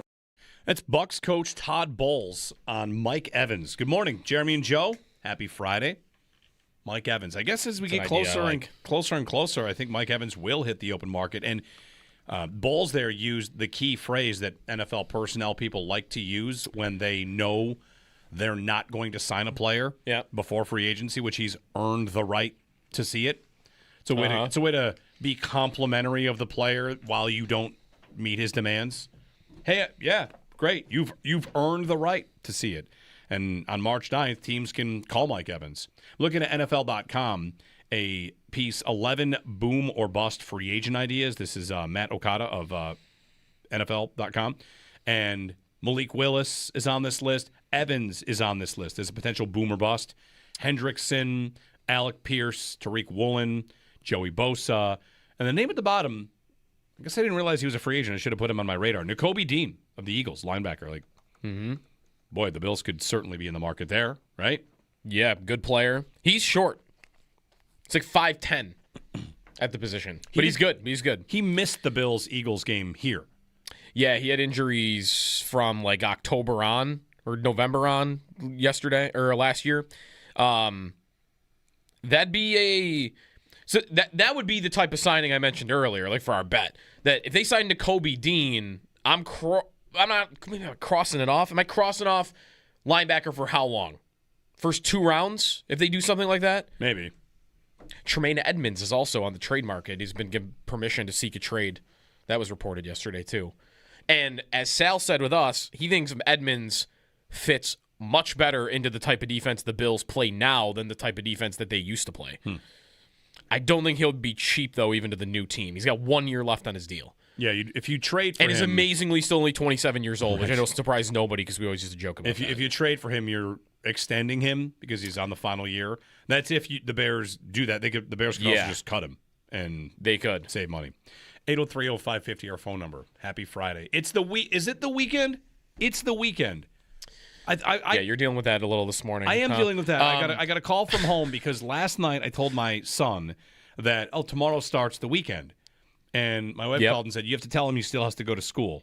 Because he thought it was no school weekend. I was no. It's a great job by him. Friday is the weekend. You got to take that and run with it. Friday is the weekend.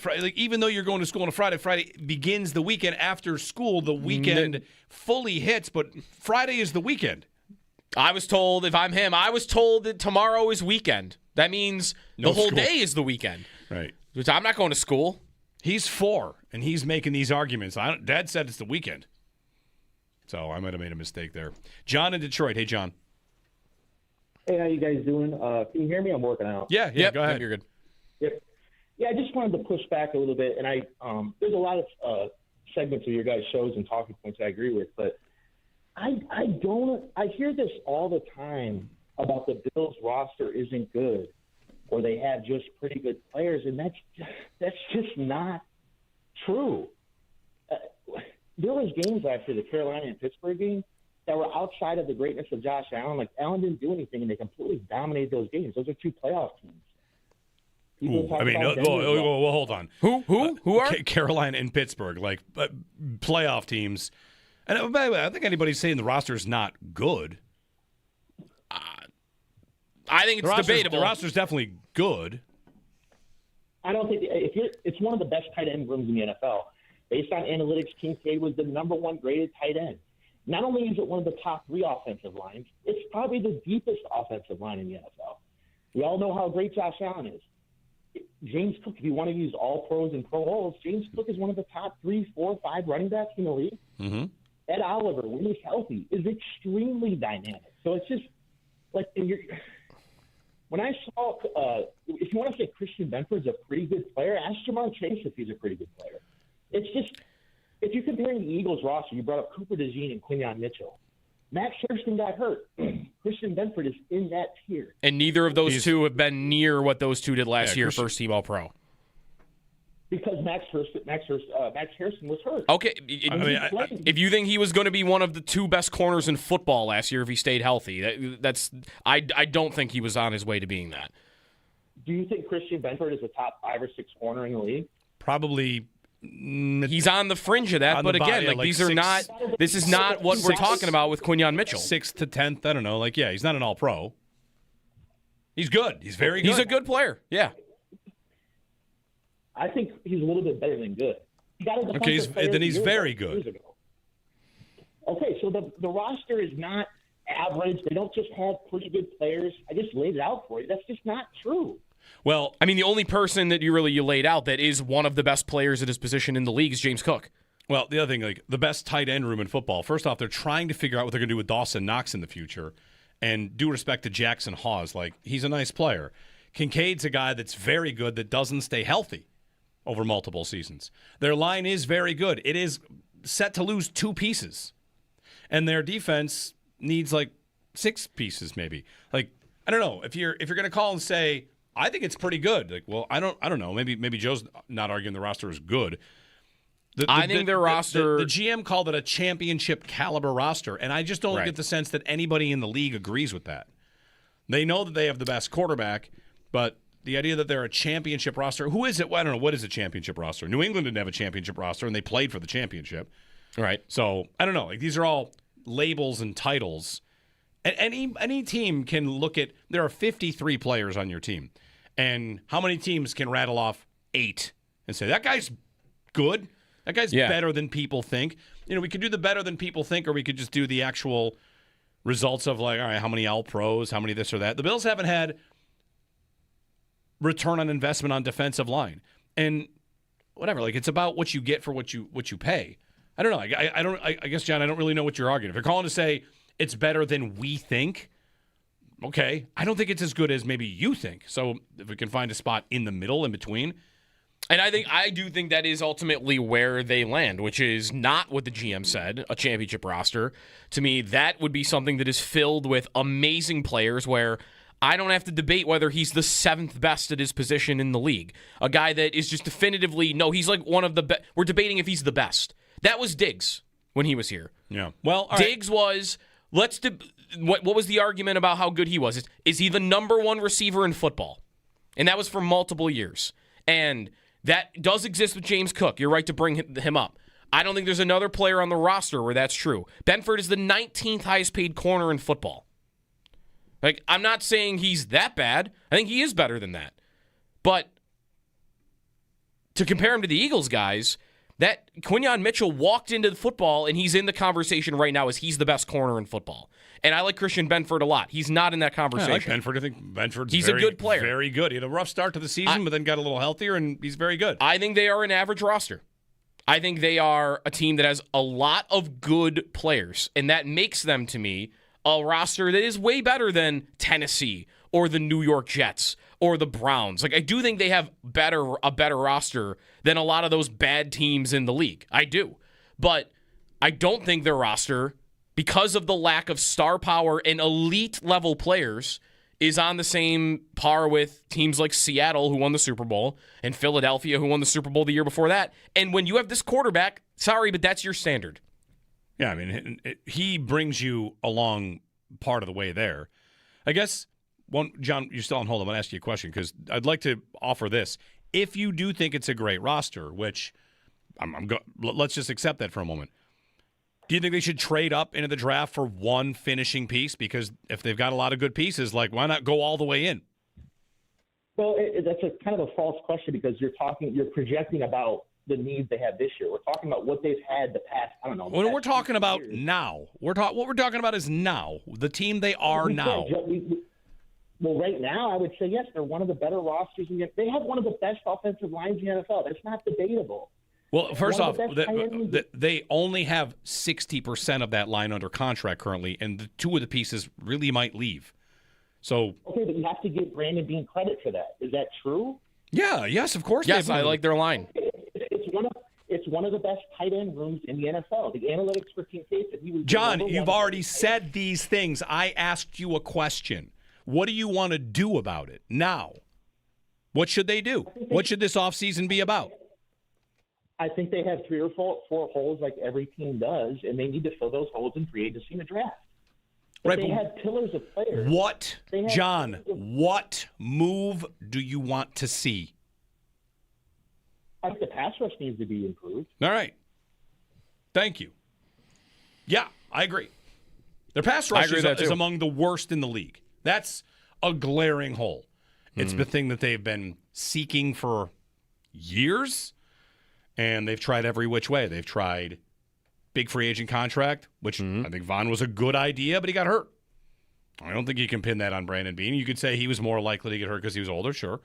But I liked the Vaughn idea. When he was healthy, he was great. And then he was just not healthy anymore. And the tight end thing, like, man.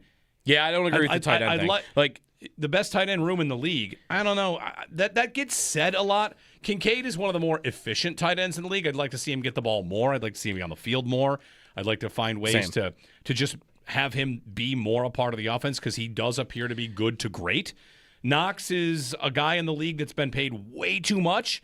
Pro Football Talk referred to his contract as tough, that the Bills are trying to work on his tough cap number. He had the 2nd highest cap number on the Bills last year, and like they got to figure out what to do there. And Jackson Hawes, like, I don't know, really, this is Jackson Hawes ends up sounding like I hate Jackson Hawes, which I don't. He's a nice role player.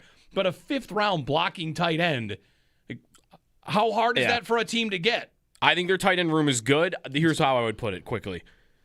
I think they have the capability of being one of the best tight end rooms in football. Is that with or without Dawson Knox? With on a cheaper salary? With or with not. Doesn't even matter to me about Knox. To me, all comes down to, can Dalton Kincaid be a player that is on the field 3/4 of the time. If he can, then they can have one of the best tight end rooms in football. If he can't, they don't. Yeah, what are they going to do with Kincaid? Not Kincaid. Kincaid, they're going to pick up the fifth-year option. Good. Hope he stays healthy. He appears to be very, very good. But the other two, like Hawes is a guy, and Knox is right now very much to be determined. 803-0550. Thanks, John, for the phone call. 1-888-550-2550. I just feel like if you think they have a championship caliber roster, then they should trade next year's first, move up, get somebody great, and go win the thing a couple times if they're that good. But that's just me talking anybody into trading up because it's more fun. 803-0550. 1-888-550-2550 on WGR.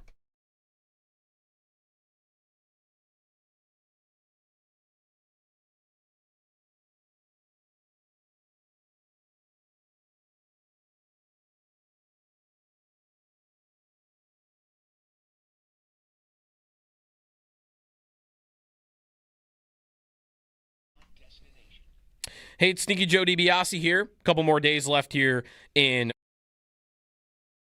I mean, really, he is my last hope that something that isn't trading for a guy can save their power play. Mm-hmm. Because everything else, I feel like they've tried, they've done, but he was supposed to be a critical piece of it, and he hasn't played a lot of games this year. It's not like I've loved the power play when he has been on it, but he's just done it so little that my hope would be that, well, he was really good at that in Ottawa, and that he can help drive that more if he can stay healthy, but what's right to expect? That he'll play 10 games? Can he make it through 10 games without getting injured again? There was a moment where he missed a shift in the third period, and people were wondering if he was hurt again. Would you take against the Devils? Let's play a would you take on Norris. Would you take he plays the rest of the regular season and that's it? No. Okay. I think it's sooner. You feel really good about them making the playoffs in that scenario. I think I'd sooner take he gets injured in the next game and is ready to go and plays the entire playoffs. Right. That'd be better. I think I'd rather have that. I mean, the entire playoffs could only be 6 games for all I know, too. True. By the way, still, I think the best number from Wednesday, though, was Samuelson, when he was on the ice, the Sabres outshot New Jersey 20-5. That's pretty good. Not shot attempts. Shots were 20-5 when he was out there. He was unbelievable on Wednesday. I know the Bills want their alignment. They want everyone to be aligned. And Joe Brady does not have to take any advice from me other than draft a receiver. But he did utter the same thing that the Bills keep saying. And I heard you on this yesterday, too, where they say, when you pay your quarterback a lot of money. Yeah. Stop saying that. Stop saying that. The number one reason for Joe Brady to stop saying it is because Bean says it a lot, and he should stop saying it, too. Brady, when he says pretty much anything that Bean says directly, Brady's got this reputation that I don't know how long it'll last. It might be gone by like week 2 of training camp. It might be gone by OTAs. The Bills, of course, wanted alignment. Mm-hmm. And the fact that they hired from within the guy that was in the building, and they said it had nothing to do with him being here. In fact, we pretended we didn't know him. And sure, like take that all for what it's worth. Believe all of it. Anytime Brady says exactly what Bean says, he's going to be accused of just being a puppet. Mm-hmm. He's going to be accused of being a yes man. And I don't think Joe Brady has to be that, of course. I think he has his own ideas, his own thoughts. And as soon as he's ready to tell us those thoughts that aren't direct quotes from the GM, and this one especially about how, you're paying your quarterback a lot of money, you got to make sacrifices. Mm-hmm. It just, you sound like you are just saying what you're supposed to say.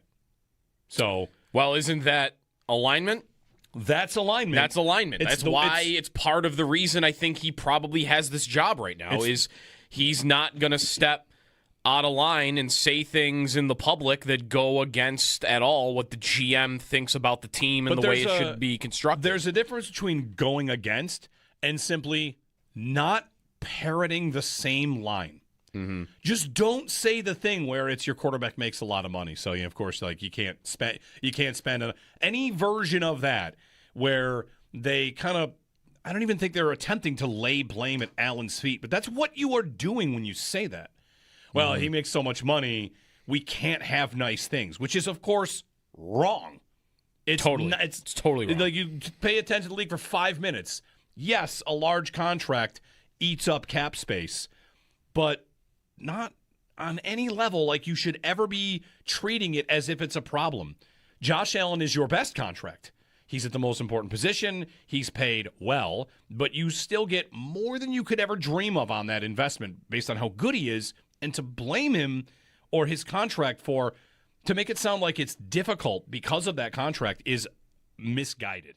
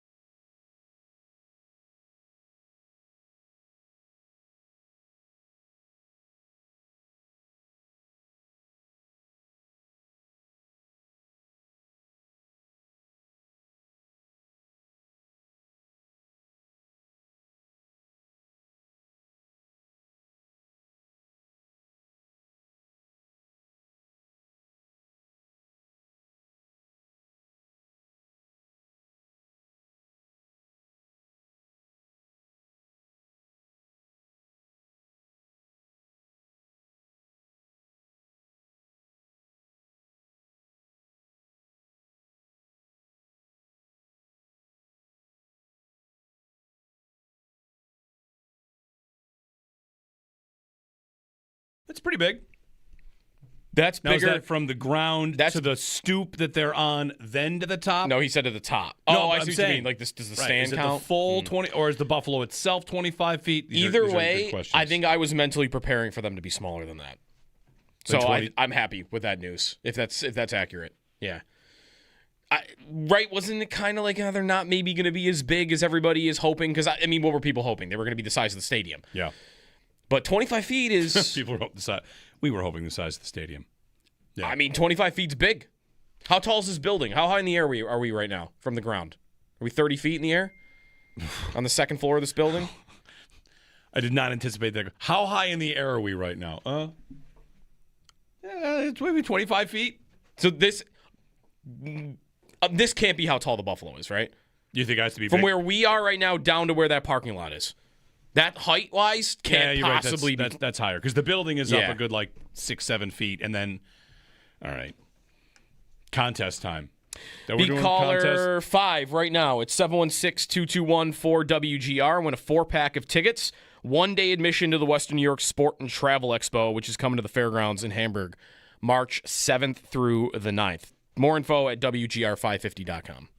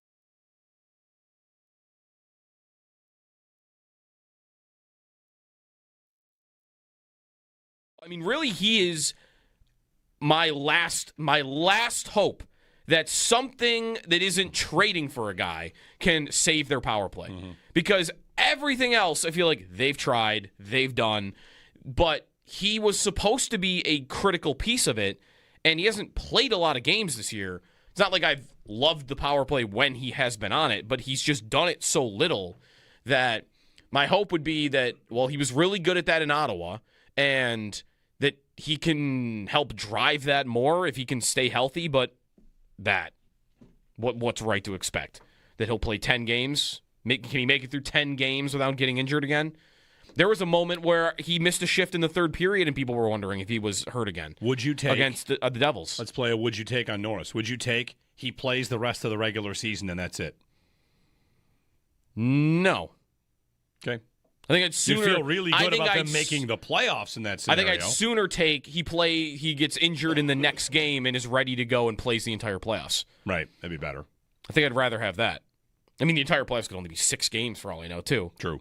By the way, still I think the best number from Wednesday, though, was Samuelson when he was on the ice. The Sabres outshot New Jersey 20-5. That's pretty good. Not shot attempts. Shots were 20-5 when he was out there. He was unbelievable on Wednesday.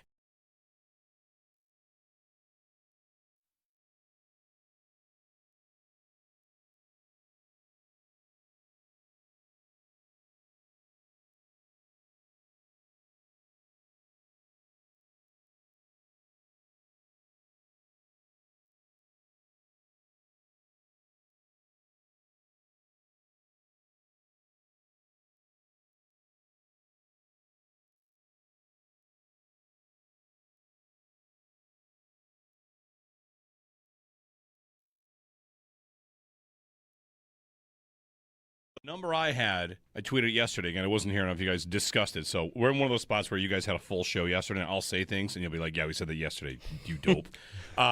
Is that they need 24 points in 24 games to reach 98 or whatever. The projected line. The projected cut line. And it's a 500 points percentage, and this is a point about maybe the entire NHL with 3-2-1 or whatever, with 3-point games. Yeah. Only one team in the East has not played at a 500-point pace. Which, said another way, they could be equal to the second worst team in the East for the rest of the year, and they should make it.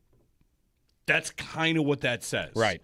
If everybody's pace also stayed the same and these teams in the middle didn't get red hot or anything. And if you're okay being really stressed right to the very end, because it might come down to the final days of the season if you do that. I don't want to do that. Because the way they're tracking now, the final week of the season will just kind of be kick your feet up and let's figure out who you want to play. Right. And who can you tinker lines? Is there anything we want to adjust? Make sure we got the goalie we want. So that's a nice place to be.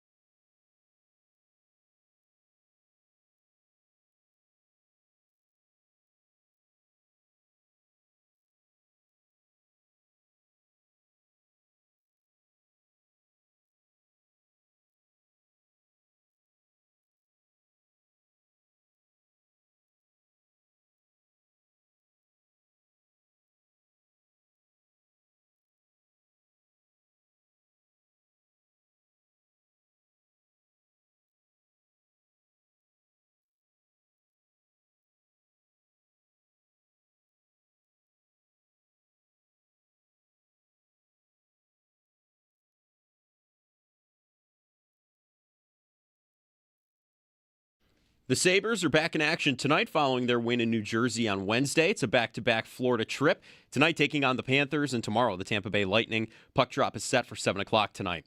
The Rochester Americans in action tonight as well, hosting the Laval Rocket, looking to bounce back into the win column. Puck drop is set for 7:05. The Bills have now finalized a deal to hire Penn State assistant quarterback coach Trace McSorley. The ex-Penn State and NFL quarterback worked with the Nittany Lions the last 2 seasons. He was a 3-time All-Big Ten selection and played 6 years in the NFL. And around the NFL, ESPN's Jeremy Fowler reports the Colts and quarterback Anthony Richardson, they've mutually agreed to explore a trade, and it's also being reported that Richardson has regained full vision in his right eye. Jordan Schultz reports that the Bears have received calls for quarterback Tyson Bagent and DJ Moore, and the Raiders head coach Clint Kubiak said they definitely want to have a two-man show at running back this season. The combine rolls on. Defensive backs and tight ends are on the field for their infield workouts now as we speak. And the Bandits host the Saskatchewan Rush tonight. Face-off set for 7:30 at KeyBank Center. And the Rochester Nighthawks host Saskatchewan tomorrow at 7 o'clock. So a back-to-back for Western New York for Saskatchewan. That's your Paddock Chevrolet Sports Update. Paddock Chevrolet with you for the extra mile since 1935. I'm Joe Kelly on Western New York's Voice of the Fans, WGR.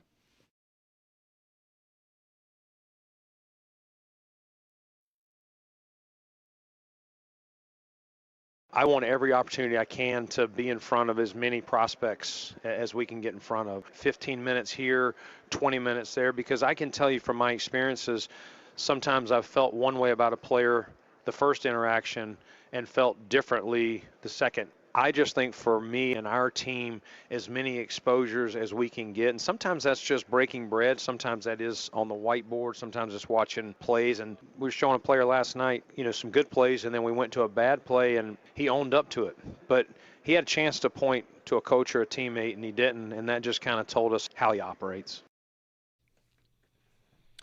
Bills general manager Brandon Beane from the Combine on how he uses it. Jeremy and Joe, good morning. Happy Friday. We're debating whether or not Friday, the weekend starts while you're at work, maybe afternoon, maybe once you leave work. I mean, we're kind of, you're debating it with your son more than anybody. That's true. That's true. Yeah. I think the weekend kind of starts on Friday, even at work. Casual Friday, different kind of vibe. Anyway. At work? Yeah, whatever. Maybe not. Joining us on the Western Hotline to talk a little bit about the Combine is someone who has experience in NFL front offices. Jim Manos, who worked as Director of Personnel for the Bills from 2013 to 2017, also served as an area scout for the Saints and the Eagles.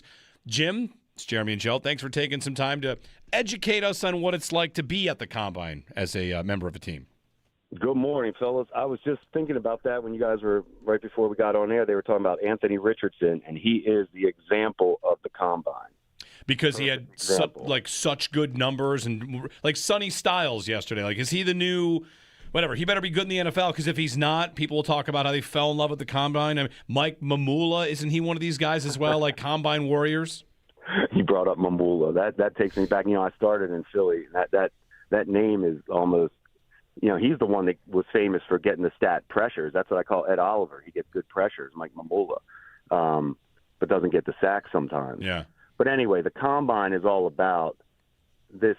I thought that clip that Brandon Beane just said is correct as a GM, and you do. You want to just get in front of guys, listen to them. Really, I like to see, you can just tell a little bit who loves football, and that's what I try to come away with. Who loves football? At the end of the day, that's what you're getting ready to do. This relationship of drafting becomes who loves football. Those are the guys you can count on. Yeah. So you're trying to find out motivations, makeup. Like a lot of times in a scouting report, Jim, I'd imagine you're getting into, what makes a guy tick. And you feel like this week at Indianapolis is a good opportunity to get as many players in one place and maybe get a short list of guys you like in this department.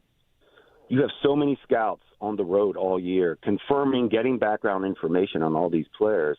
Now it's a time to really just kind of check mark each one. I mean, not just they call it the big interview rooms that you hear about and you see all the clips from.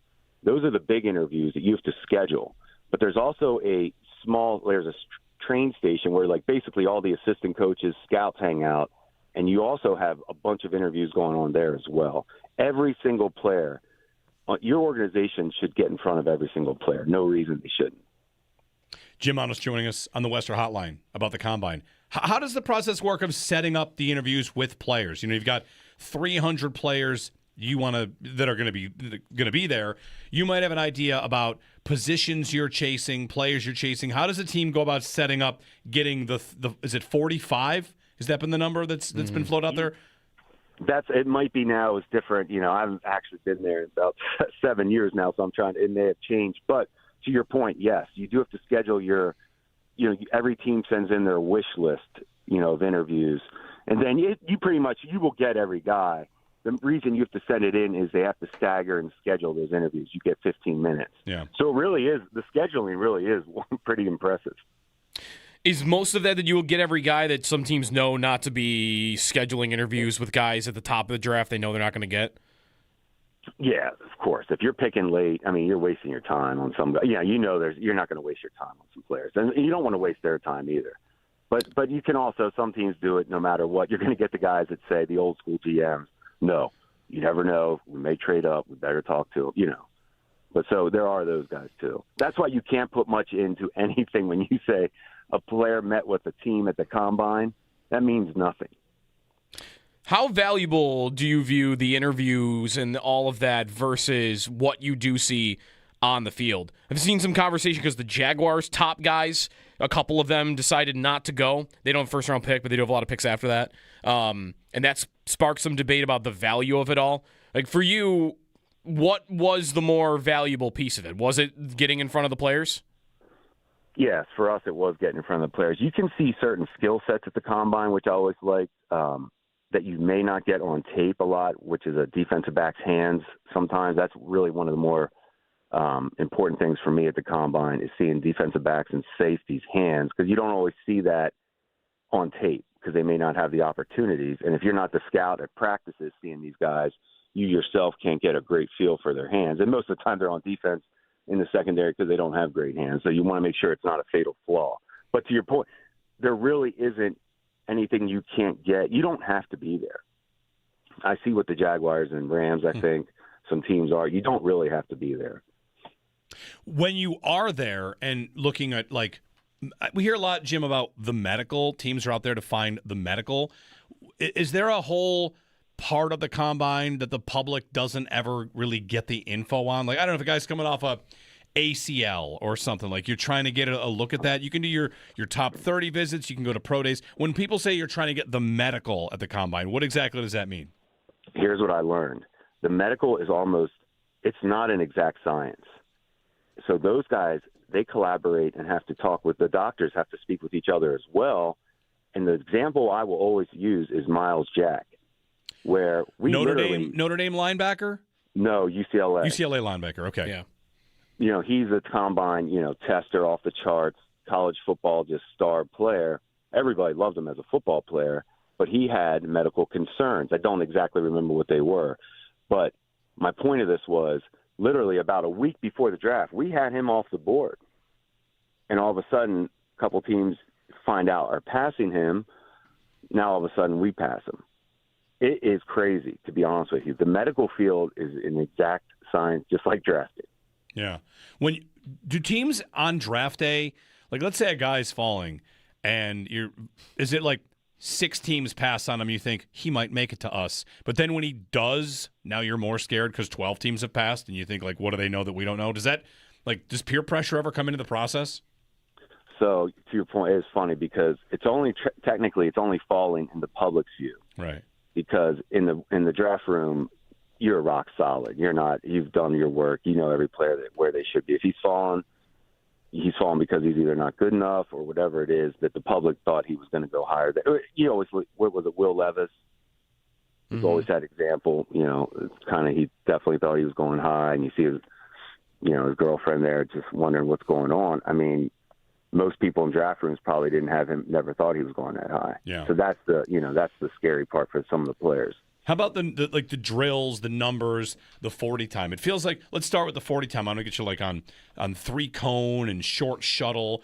Do some teams value some drills and then like dismiss others? Like, I'd imagine you got 32 different teams.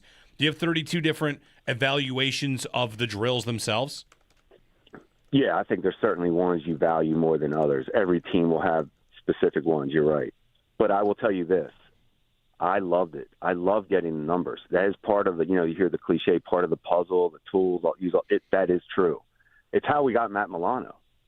He tested off the charts. He hit every kind of check mark for his position that starts in the NFL. And that's when I see that as a GM or a director of personnel, you're saying, hey, hold on. This guy hits every check mark physically. Let's look at this tape a little more. I know he's undersized, but hey, And then that's what the combine can do for players. Yeah.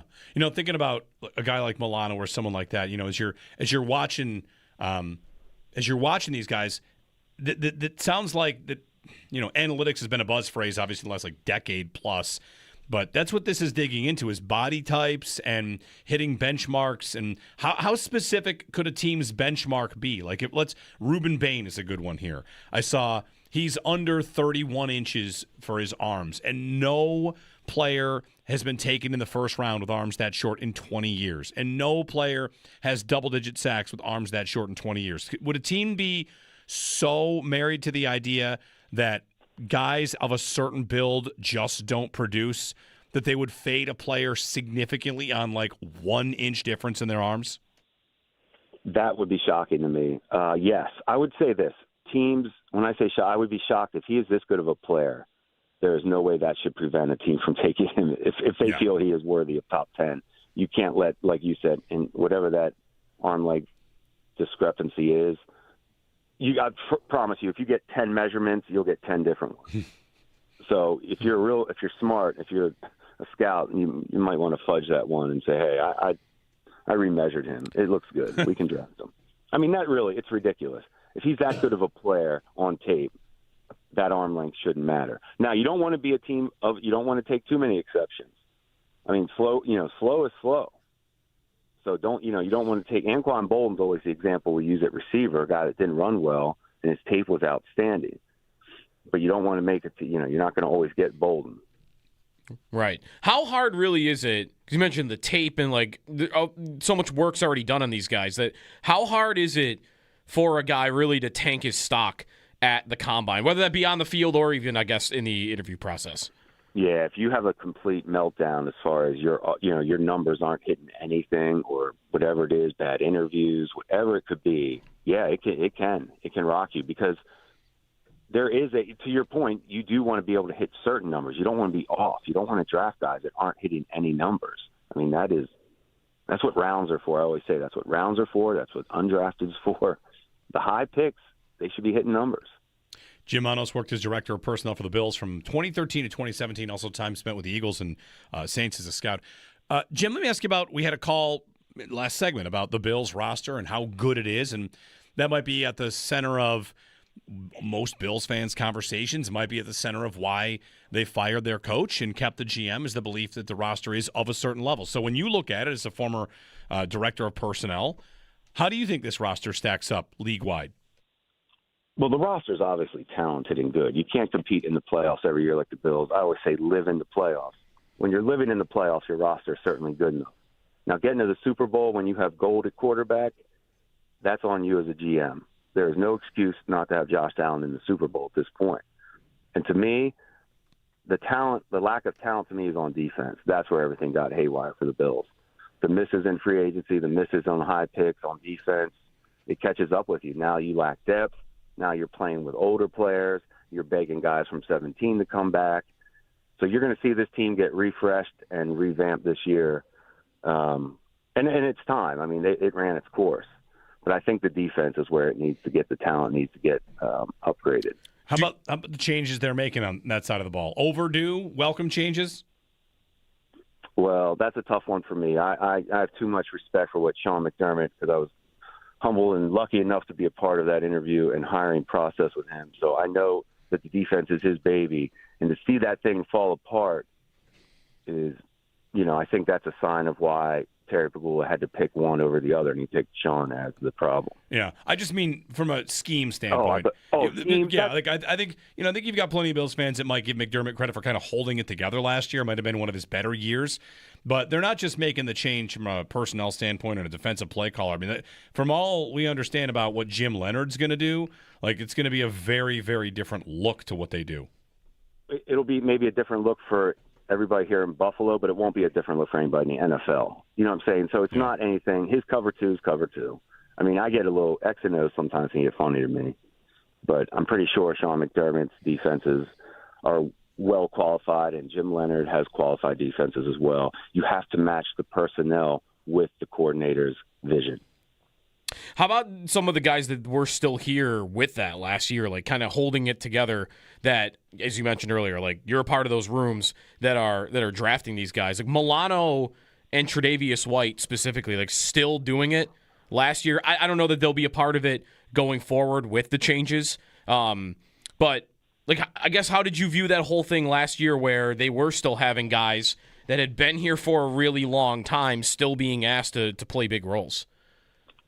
I felt like that was their way of saying we felt like this was our last run almost. Like, let me get the guys that know the defense that can come in. Sean was probably thinking, if I'm going to go out, I'm going out with guys that know the defense, I know are tough, they know the culture, blah, blah, blah. And he brought him back and gave it one last shot. I don't blame him for trying. Coaches always want guys that know, quote unquote, know their defense.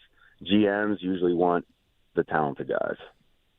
Jim Manos on the Western Hotline telling us about the Combine and talking a little Bills as well. And finally, Jim, you would have had some time with Sean Payton, yes? They're in New Orleans, right, for a long time. And we're getting a lot of, like, Payton influence, it feels like, with Pete Carmichael coming over to be the offensive coordinator for Joe Brady. So I wonder what your thought is on those kind of changes. Like, we wonder a lot how much Brady's offense is going to change now with no one above him to try to dictate how to win games. I don't know how much you buy into that. Or, I mean, again, you would have known Sean McDermott. How much does a coach see over, if it's a defensive coach, an offensive game plan? How much different should Bills fans expect things to be now that there's really no one there to check Joe Brady on a game plan or on an approach, or, for a very specific example, call a play call cute or something like that? Because I think a lot of Bills fans are leaning into the idea that maybe Brady is I don't want to say unshackled. You know what I'm trying to say. I'm not trying to get after McDermott for this, but just the idea that he will be his own boss now on some level. How different do you think it could be for Brady? Oh, I think it is going to be different because the head coach will have a say in, even if Sean is defensive, he's going to be in on the game plan, the install, the film breakdown. Hey, what's the plan this week? What are we trying to attack? And Sean's going to have his views. The the offensive coach will give the defensive coach similar. Like Sean Payton will, I'm sure say, I've seen it on the sidelines with Sean Payton. I mean, you can tell when he's upset at a call or when they want a third down or fourth down, he gets on the headset and you can tell he's talking to the D coordinator. Hey, I want this. I mean, the head coach will always have that say. So, yeah, Joe Brady will have nobody. This is the Brady show now. And I love that he brought in Pete Carmichael as the OC, a veteran guy that will have there's nothing he hasn't seen for Joe Brady to feel confident, and have somebody he can trust and have a sounding board. All right. Jim, round the league this offseason, there are a lot of quarterback-needy teams, and there are not that many seemingly great options in both the draft and free agency. If you were one of those teams this offseason and you were trying to be competitive next year, I guess what do you do in an offseason like that where you might feel like we need a guy and you might look around the board and not feel like you might have much opportunity for it? Well, the building has to get realistic expectations if you're not going to be able to get the quarterback that we all know that you need to get to the championship. So that, to me, is where it starts. If the owner understands, hey, there's just no way for us to get a guy. That happened in Buffalo. I mean, once you draft a guy, like whatever it is, I'll just use EJ as the example, EJ Manuel. But once you take a first-round quarterback and miss, it does set you back. It does hinder you from being able to get back, and it does set you back. So you do have to prepare your defense, is my advice. Build your defense as best you can when you don't have the right quarterback. Jim Manos on the Western Hotline. Jim, thanks very much, and all the best. We'll talk soon. Definitely, guys. Have a good one. Jim Manos. You hear him a lot with Tyler Dunn. Does work with Tyler Dunn at the golongtd.com website with their conversations, their pods. Always good comprehensive stuff on the Bills and around the league. He worked as director of the personnel for the Bills from 2013 to 2017. Combine underway. Another day it goes through the weekend. If you were one of those quarterback-needy teams, would you be looking at Richardson at all? No. Anthony Richardson? No. None of them? No. So he should be a backup. You can make him a starter. You and I argued about him throughout the year when the Colts went to Daniel Jones. Yeah, I thought it was a good move for the Colts, that it was not completely embarrassing. I would not be. I'd be more interested in Malik Willis by a lot than Anthony Richardson, because what I've seen them both play for what might be elite play callers. Yep. And one of them couldn't execute an offense, and the other one did it exceedingly well, even if it's a small sample size. So Richardson, I mean, there's definitely talent there. Yeah. But if I'm a team, I wouldn't be doing it. I would agree with that. I would much rather have Willis if I were a team. He's also going to cost you way more. That's right. They're talking about him getting $35 million per year on a deal this year. I just think the Richardson thing got overstated because from when he pulled himself out of the game. It was that, and it was a war on completion percentage again, which was, well, he's 50% completion percentage, which is an all-time low, but it's okay, but yards per attempt, he was fine, and they had a winning record when he was the quarterback, and they actually scored, like, modestly well. So, no, it wasn't as good as Daniel Jones. It wasn't even near as good as Daniel Jones. Yeah. But, again, he had a winning record when he was the starting quarterback on that team. And he's super talented, and he made one super immature mistake in front of everybody. Maybe he made more behind the scenes. Like, if I were... I would not go near that if I were a team that had reasonable expectations this year. Like, if I'm the Vikings, not even touching it. If I'm the... say the Steelers... Dolphins? Like Dolphins and Jets, if I'm a team like that and I'm thinking, I probably want to be at the bottom this year anyway. What do I really want to get out of Malik Willis? I want him to get me to 7-8 wins. I'd rather have Richardson, where I feel like maybe he catches lightning in a bottle, but also there's a very good chance that I just go way to the bottom because he is that bad. Like, to me, if I'm a team like that, I'd rather just take a swing that doesn't cost me anything on Richardson, rather than what?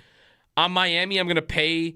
I can't believe they're actually, like, seriously considering this. What are they going to do? They're going to pay Malik Willis $35 million on a 3-year deal when you probably just want to draft a guy next year anyway? I just don't know what you're hoping to accomplish if you're signing him and you don't have a very good roster. Like, he's the guy, to me, right now that the good teams that need quarterbacks should be. The good rosters that need quarterbacks should be calling. Name that could be on the trade market on the defensive side, is there, like Jim's talking a lot about this defense and what they need to fix on defense. Kayvon Thibodeau. I like him. Joe Shane on Kayvon Thibodeau via Jordan Renan of ESPN.com. Quote, you tell me if the first 2 words are leaving a door open. Ready? Uh-huh. Right now, Kayvon's going to be with us. He played well. He's going into his 5th year. He's motivated. You can't have enough pass rushers. You really can't. So I'm proud of the development and the maturation of Kayvon, and he's come a long way, and I expect big things out of him next year with that rotation. He did start it with right now. Right. Right now, Kayvon's with us. Which opens your door to... Like, the Bills are... If you trade him in a month for a first-round pick... The Bills are as firm as anybody has ever been about a player, talking about Keon Coleman at every turn. They do not say right now. They say... we're going to do everything we can to make this work. Yep, it's going to work. They do. Brady did it again yesterday, saying, I wanted him. Not just me, but I wanted him. And I'm going to do everything in my power to make sure that this thing works. Here's Thibodeau. Right now, Kayvon's going to be with us. You could definitely see that as a trade candidate. And, of course, like Bean and Joe Shane, are they going to strike a trade with their relationship there? Like, have they ever done anything together since Shane has been the GM? No, but you would imagine that there have been... Maybe Boogie Basham was a trade, like on a low end. The thing they did the most was last year at the Senior Bowl, talking about the 6th overall pick. Yes. And Shane saying, like, do you want it? And he said, I can't afford it. Yeah, okay. I remember that. I mean, it was 2 years ago? Is that Malik Neighbors? Yes, okay, that might be it is. 2 years ago. It is. But it was them talking to another GM, right? Yeah. About going up that high? I thought it was a 3-man conversation. I don't remember who the other guy was. If they had spent their first and they trade, instead of Coleman, they trade all the way up for Neighbors. Oh, I mean. And they have Neighbors instead of Coleman and Hairston. There's no Hairston in that scenario either. I mean, they might have won the Super Bowl. Who knows? It wouldn't have Hairston. And he looks like a really good player, too. 803-0550 and 1-888-550-2550. You can give us a call on anything. We got a little spicy about the roster.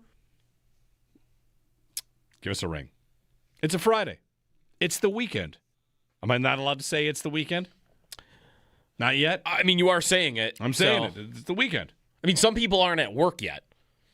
So for them, it's not Fair. the weekend. If you're on your way to work and someone's telling you, guys, it's the weekend. It's a fair point. You tell that person to shut up. But if I said, what day does the week start? Monday? What day does the weekend? Friday? There's an argument for the weekend starts on a Sunday and ends on a Friday.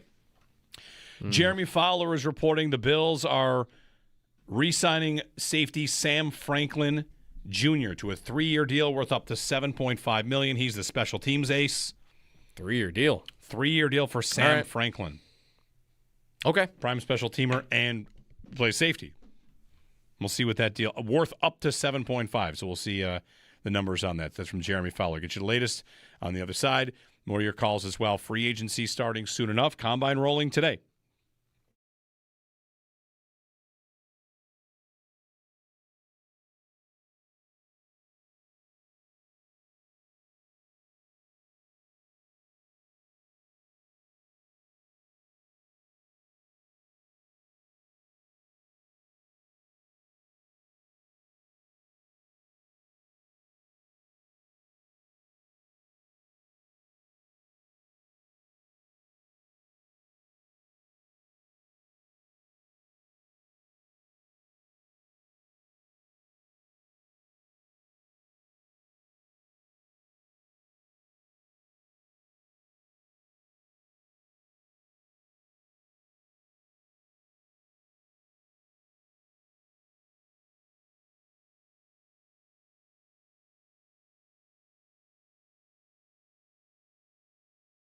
I know the Bills want their alignment. They want everyone to be aligned. And Joe Brady does not have to take any advice from me other than draft a receiver. But he did utter the same thing that the Bills keep saying. And I heard you on this yesterday too, where they say, when you pay your quarterback a lot of money. Yeah. Stop saying that. Stop saying that. The number one reason for Joe Brady to stop saying it is because Bean says it a lot, and he should stop saying it too.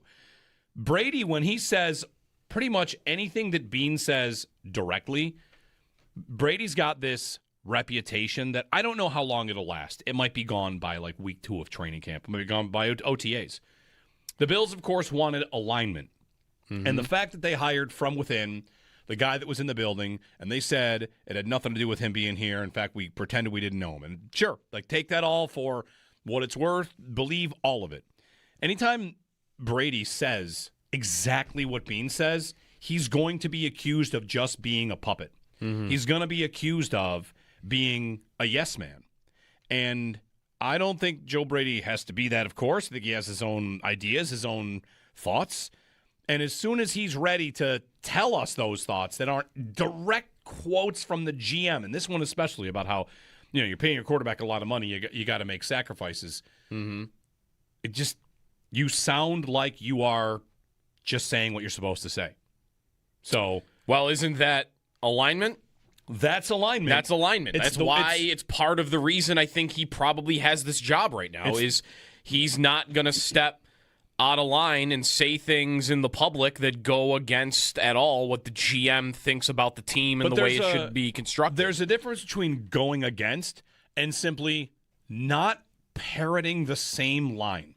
Mm-hmm. Just don't say the thing where it's your quarterback makes a lot of money. So, of course, like you can't spend any version of that where they kind of, I don't even think they're attempting to lay blame at Allen's feet, but that's what you are doing when you say that. Well, he makes so much money, we can't have nice things, which is, of course, wrong. It's totally wrong. Like you pay attention to the league for 5 minutes. Yes, a large contract eats up cap space, but not on any level like you should ever be treating it as if it's a problem. Josh Allen is your best contract. He's at the most important position. He's paid well, but you still get more than you could ever dream of on that investment based on how good he is. And to blame him or his contract to make it sound like it's difficult because of that contract is misguided. That's like the nicest way I could say it. Yeah. Stop saying it.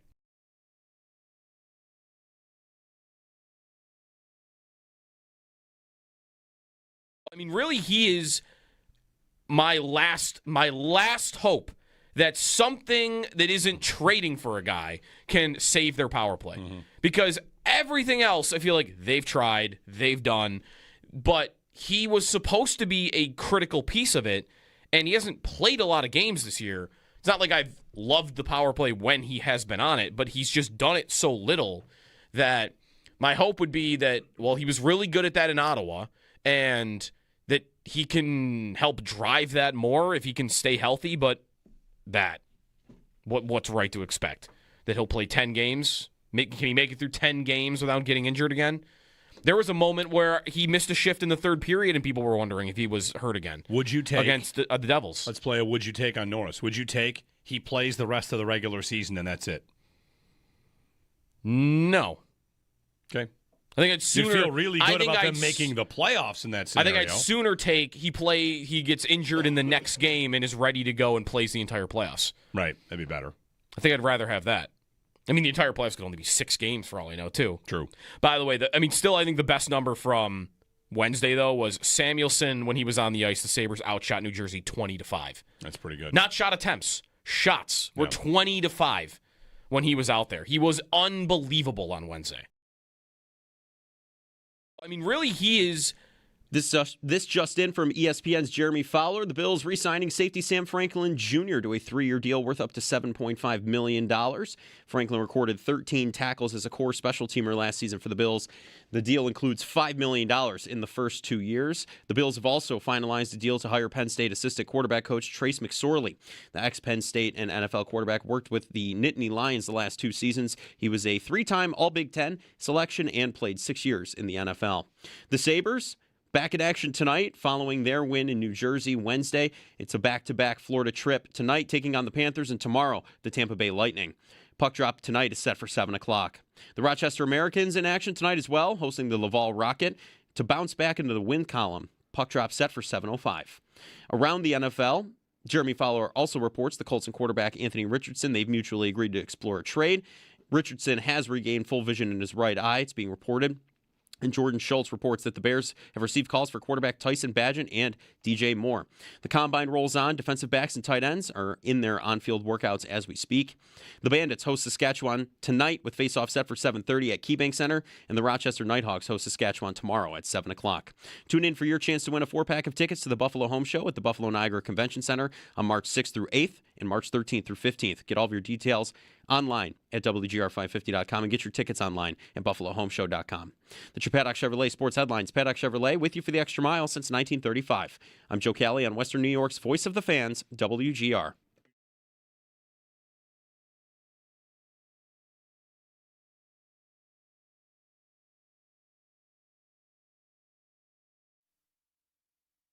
And we talk about versatility. Is the guy an outside guy only? Is he a slot only? And some of that can determine their value. And like, you may have the physical skill set to play inside and outside, but mentally you can't do it, which is one of the things we're trying to figure out. So is this guy a one-spot guy mentally, and then is he a one-spot guy physically? The guys that you love, you can't get your hands on enough, are the guys like a Khalil Shakir that we got. Khalil is super smart, can play anywhere. He's an inside guy first, but he can go outside and play. So you're looking for as many pieces so that Joe and Pete Carmichael can, when they come out of the huddle, you don't know where they're going to line up. We do the same with our tight end group, our running back group. Just try to have as many different positionless players so that when you come out of the huddle, that just creates opportunities, to get the right mismatch. Brandon Bean on the receivers on the Pat McAfee Show asked about who do you like? He says we like a lot of them. We've interviewed a lot of them. I think they'll like Omar Cooper Jr. a lot out of Indiana, by the way, who they have met with. Ryan Talbot reported that the Bills are one of 17 teams to have met with Omar Cooper Jr. He, of Indiana, played pretty much fully in the slot last year, but might not only be a slot receiver. He has juice to his game to get down the field. Some of his strengths, he's physical, yards after catch, but there's a belief that he can be explosive kind of down the field more than a slot. Like where a guy plays a lot, he kind of lays it out there. Did you do this, but can you do more? And I feel like Justin Jefferson, Omar Cooper Jr. is not Justin Jefferson, I'm not saying that. Jefferson was one that when he was in college, he played a lot in the slot. And, of course, he can do a lot more than just that. So, anyway, interesting. Khalil Shakir, inside, outside. They've been saying that about Shakir since they drafted him, that he can play outside. He just almost never does. No, very, very, very rarely. He, last year, I mean, there's a lot of every season in here. It's like 7 targets in his rookie year when lined up on the outside. And that's not that unnormal. Last year, he actually did have a career high in both targets and receptions when lined up on the outside. All right, so the highest of his career. He had 24 catches on 29 targets when lined up outside. He had 300 yards. 265 of them were yak. He had 17 air yards last year when lined up outside. So he last season. So he caught the screens they when were lined up out wide? All screens. Yeah. All of them. So does that make you an outside receiver? If, hey, he can do it outside when, well, the only thing he does when he's out there is catch a screen pass. There really is only 1 year of his career where they used out of him the out 4 there? Where he did get used more on the outside. That actually was the previous season. So 2024, Shakir, when lined up outside only, had 22 catches on 32 targets, 238 yards. And in that season, about half of it was air yards. So he was actually out there running some real routes. But again, we're talking about 200 yards is the evidence that he can do it. And it's 1 out of 5 years, 1 out of 4 years where it wasn't like nothing. Right. This is where you'd have to like go to the tape and see what others. What are the routes he's running? Are they coming on mesh where he's running across the formation, 8 yards down the field? Right, like that year he was six air yards per target when lined up outside. Right, like 6 yards is right. It's mesh concepts and it's like quick outs and it's some screens, I'm sure too. I think their belief that he is some weapon out there is just. No defense in the league is scared or intimidated by Khalil Shakir when he's lined up on the outside. Not at all. 803-0550, 1-888-552-552. Wide receiver media day at the Combine. Meanwhile, the Sabres played tonight against the Panthers. Go ahead and get a win. Keep going. Yep. They are, by a lot of the fancy stat sites, very likely to make the playoffs. Every point matters. We are 11 hours from puck drop, and I am in get a point mode. Just get a point. Every Full night. on get a point mode? Every night is get a point. Get a point. I'm good with that. Get a point. I'm good with that tonight. Andrew in Lancaster. Andrew, good morning. Good morning, guys. Thank you very much. Long-time listener, first-time caller. Oh, thanks for calling. Thank you. So we know we're getting close. You just said the projections are we have a good chance of making the playoffs. It's been a long time, right? And I think it started – the curse did in 2014 when we were tanking. I think we need to close the circle. I think we all need to cheer for Jack Eichel on Tuesday night and close it out. Give him his flowers. He brought the gold home with the U.S. and just end the cycle. That's my thoughts. Thanks, Andrew. Yeah, I heard you guys talking about this yesterday, and like the because I was not here yesterday. I was out yesterday. I was thinking about when Eichel came back and said, like, it's the loudest I've ever heard it here, because, that was like a moment. Yep. And whether or not people changed on him at that moment, he got booed mercilessly that night. And also had the puck, like, go by him, and Tuck scored the empty net winner. And, like, he's not even really fully back that year. He had returned a couple months before from the neck surgery. And he's just booed relentlessly, right? And then he, of course, like, made those comments. And I heard you guys talking about, like, he should have been more prepared for the booing. But some guys, I'd like to go back to Brian Campbell, if you will. Way back to Brian Campbell. When Brian Campbell got traded, he was emotional while at his goodbye press conference and said, please don't boo me. Right? Uh-huh. I remember that. Yeah. I think we kind of would expect any athlete to understand – you're rooting for laundry, like Seinfeld says. You're going to go back, they're going to boo you. But, it's a breakup. You broke up. And you go back, and everybody that used to support you and you used to do your best for boos you relentlessly. It never shocked me that it was an emotional reaction from him. He was really emotional about it.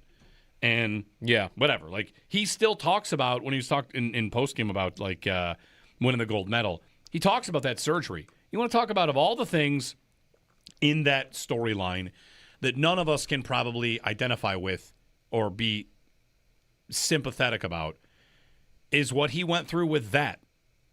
He could not get his surgery. His chosen surgery. He couldn't get it. They wouldn't let him get it. Mm-hmm. He ran the risk of voiding an $80 million contract if he just went and got it. Yeah, there were grievance things that were starting to and that pop was in. held over him for longer than it needed to be. He lost time in his career, and he probably felt personally, he said it, he thought it was personal, that they did it to him personally.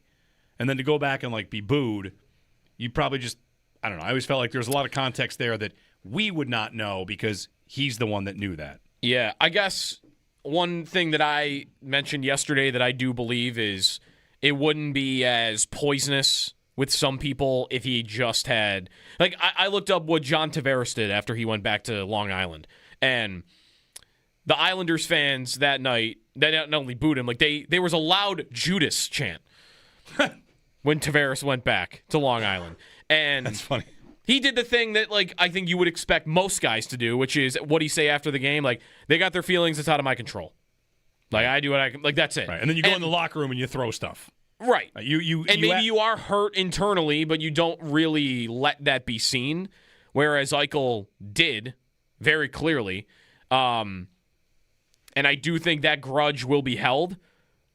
It changed for me. Like, I was in the arena that night, and he definitely was booed mercilessly every time he touched the puck. As I've always pointed out, though, when they played the welcome back video, the thank you video, it wasn't all cheers. But, like, all right, this is your time to show him a little bit of respect. And I thought most people did. It wasn't 100%. Maybe it was 60% of the crowd stood up and was clapping. You know, like, they played a video about him going back to Roswell and some highlights. And, like, that I thought was fine. And I feel like that was a sign of, okay, he's going to get booed a ton. And then a few years will go by, and no one will really care.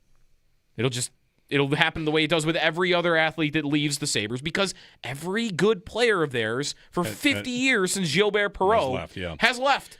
And time has healed all wounds on pretty much all of them. But we talked about this yesterday, and like Owen's got his feelings on it. I wonder if there are a lot of people like that with him, and he'll be different.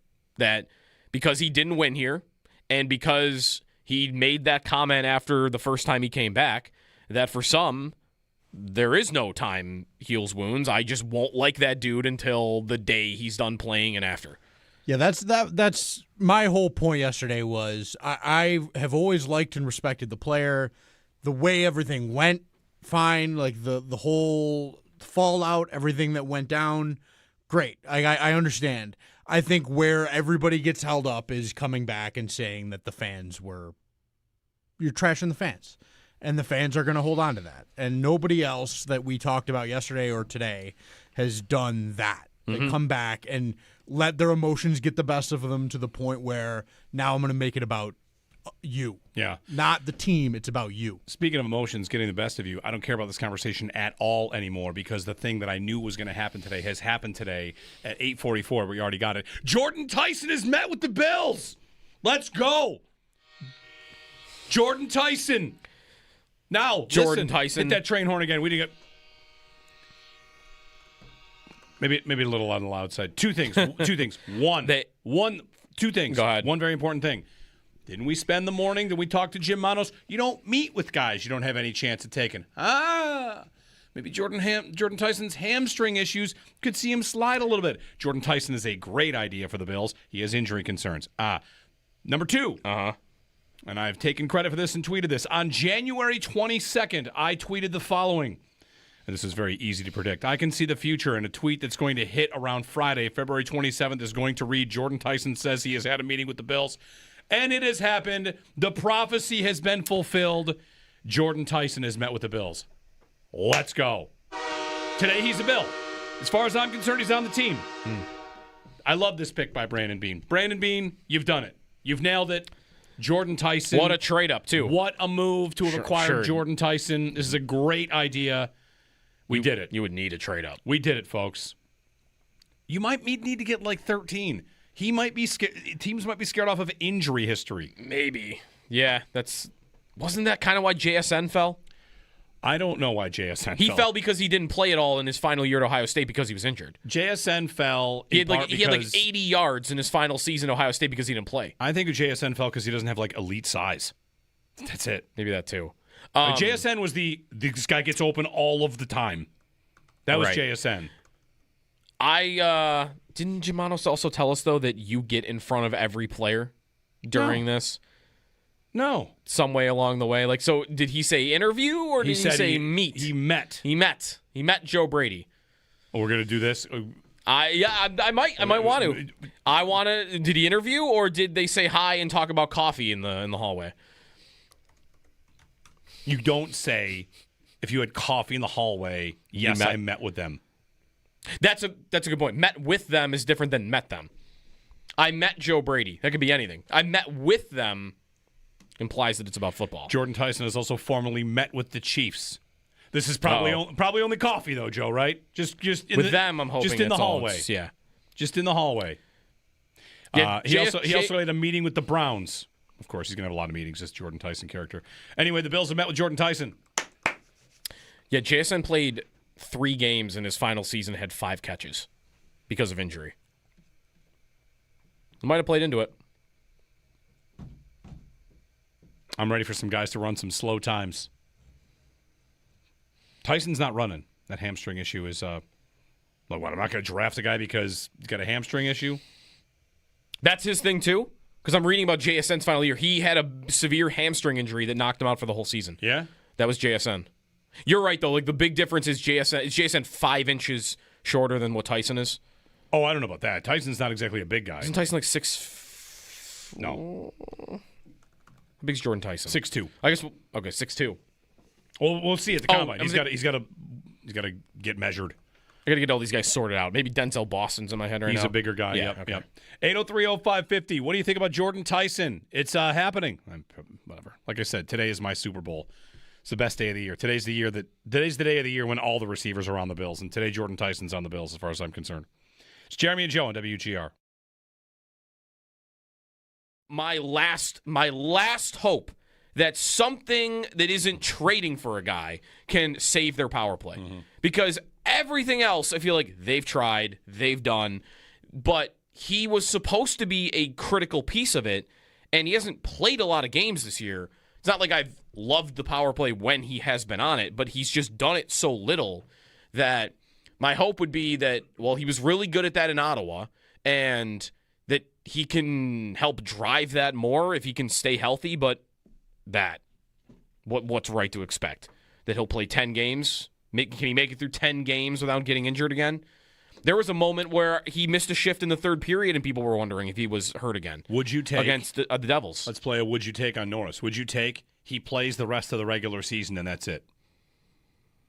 No. Okay. I think I'd sooner. You feel really good about them making the playoffs in that scenario. I think I'd sooner take he gets injured in the next game and is ready to go and plays the entire playoffs. Right. That'd be better. I think I'd rather have that. Jeremy White here for the entire playoffs Riverfront. would be 6 games for all I know, too. True. By the way, still I think the best number from Wednesday, though, was Samuelson when he was on the ice. The Sabres outshot New Jersey 20-5. That's pretty good. Not shot attempts. Shots were 20-5 when he was out there. He was unbelievable on Wednesday.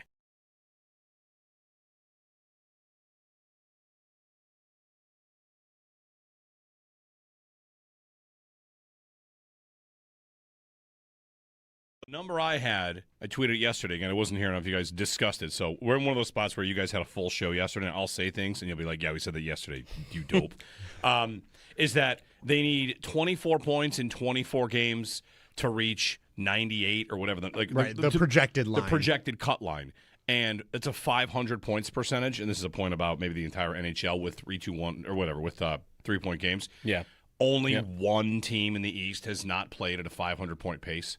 Which, said another way, they could be equal to the second worst team in the East for the rest of the year, and they should make it. That's kind of what that says. Right. Right. If everybody's pace also stayed the same and these teams in the middle didn't get red hot or anything. And if you're like okay that. being really stressed right to the very end, because it might come down to the final days of the season if you do that. I don't want to do that. Because the way they're tracking now, the final week of the season will just kind of be kick your feet up and let's figure out who you want to play. Right. And Right, who can you tinker lines? Is there anything we want to adjust? Make sure we got the goalie we want. So that's a nice place to be.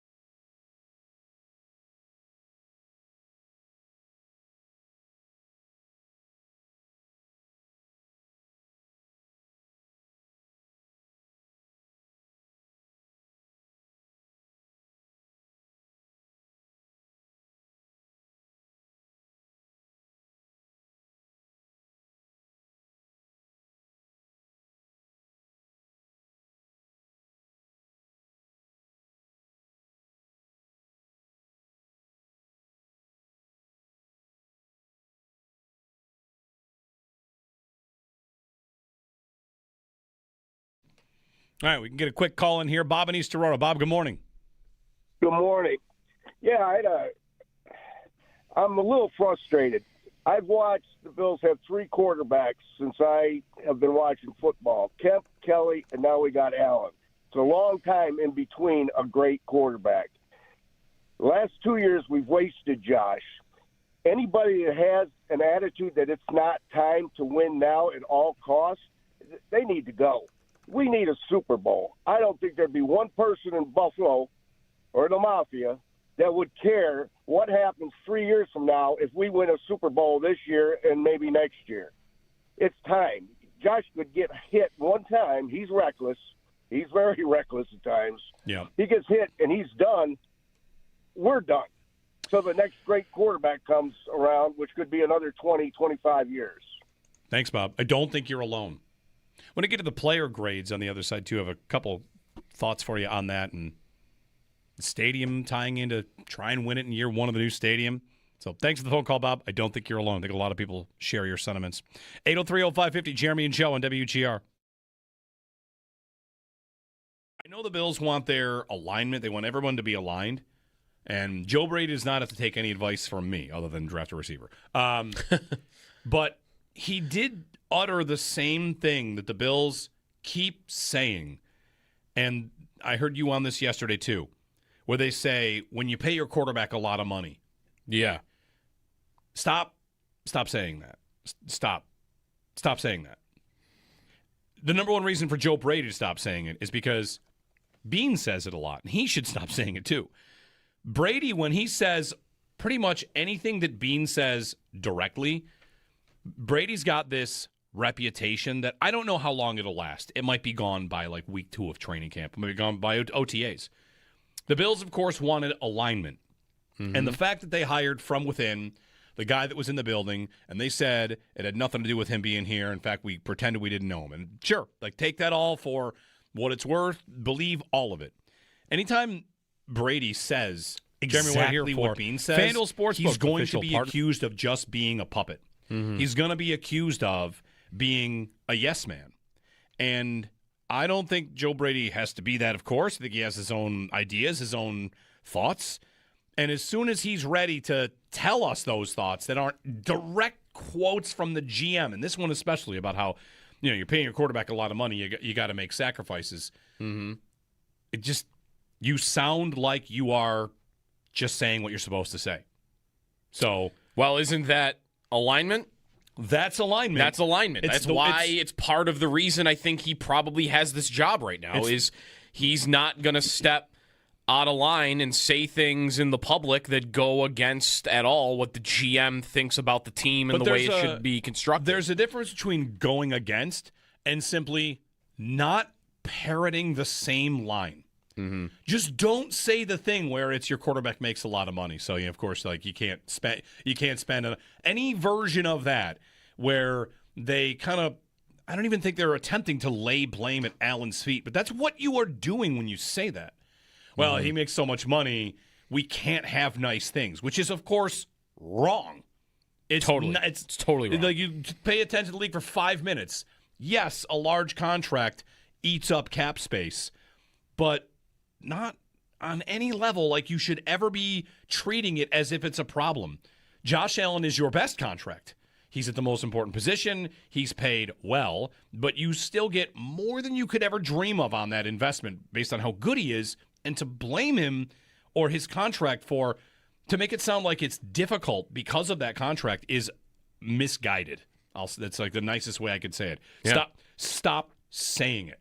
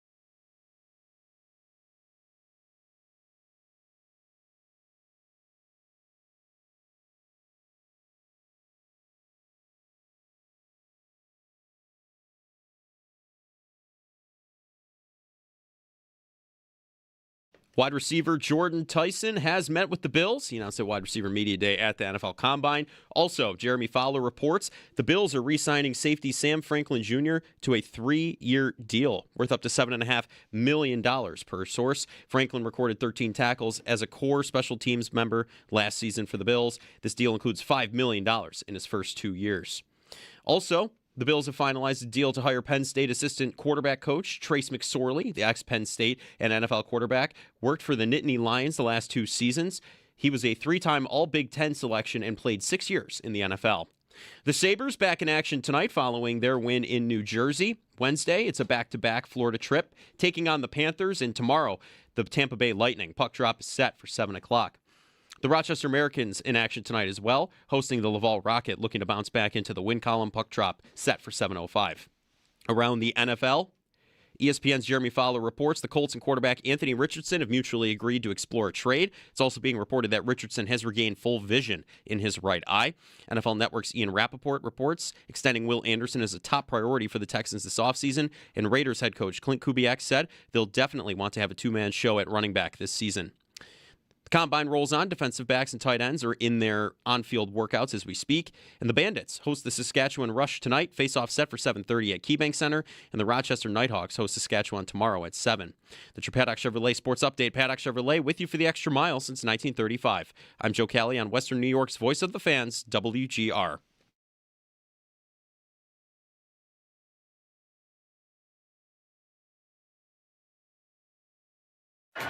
One scholarship offer out of high school, Sacramento State.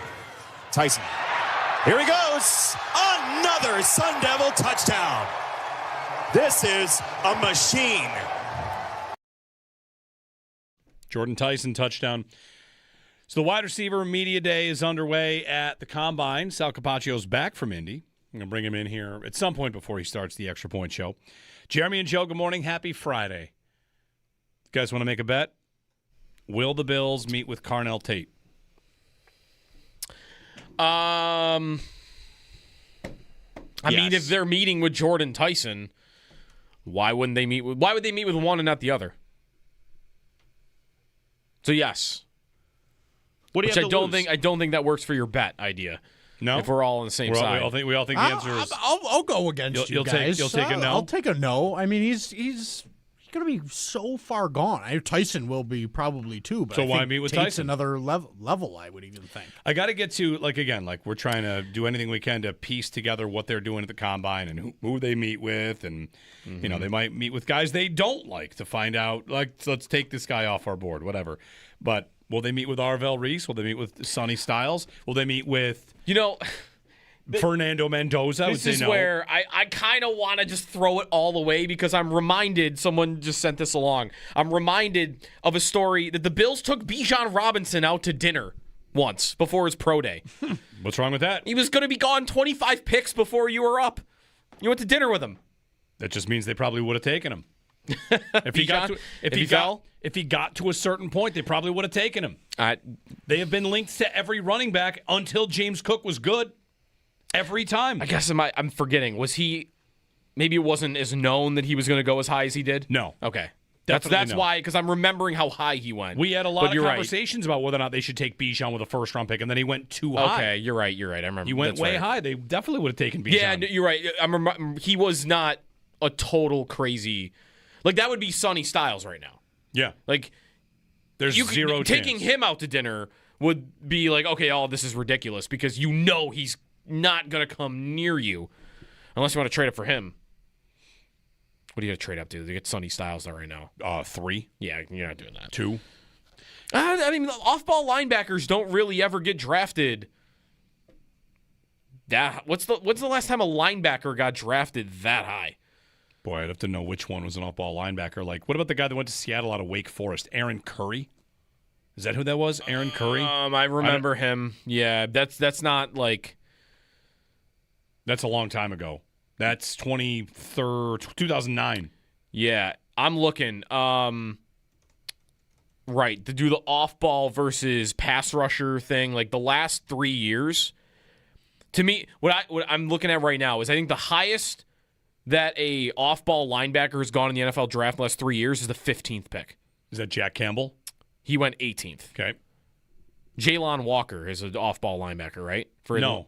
No? Okay, so then it's Jack Campbell. No, I'm sorry, Jalen Walker. I'm thinking of the Javon Walker. Oh, right. Yeah. Okay, so 15th and 18th. Yeah. You don't have a guy going in the top 10 since Devin White, and that was 7 years ago. He went 5th. Roquan Smith, he went 8th. That was 8 years ago. Now you get a generational player at the position. What'll happen? Kyle Pitts will go 4th, right? Yep. So I guess that's about to be this guy. That's Caleb Downs too. Like people think he should go higher than a safety goes. Who's the last safety to go really high? Even Kyle Hamilton went 14th. Whitner went 8th, and that was a you shouldn't take a safety. There's also the Whitner year. There's another safety, Michael Huff, I think is the guy. Yeah, I guess I'm just saying that, like, players of that position that Styles play, they never go that high. Yeah. But he is doing things that no one has ever done at his position at the combine. Well, wide receivers are speaking, and all right, we'll see who the Bills have met with. We know Omar Cooper Jr. and Jordan Tyson so far, both first round, both pretty much odds-on first-round picks at the position. Will in Chicago. Will, good morning. Hey, good morning, guys. So I heard Brandon Beane say the other day that this is not a very top-heavy draft, and I feel like he said that a lot before, and I wanted to know if Bills fans need to sort of prepare for the possibility of trading back in the first round. I mean, I know everyone wants them to be aggressive this year. If that were to happen, is that like worst case scenario for you guys, or is there? Can I give you a word? I'll give you a worst case scenario. It's not trading back, but a worst case scenario is a specific trade back, which would be okay. All right, ready, Will? Here you go. Do not trade back with New England. Fair? Okay. Is fair?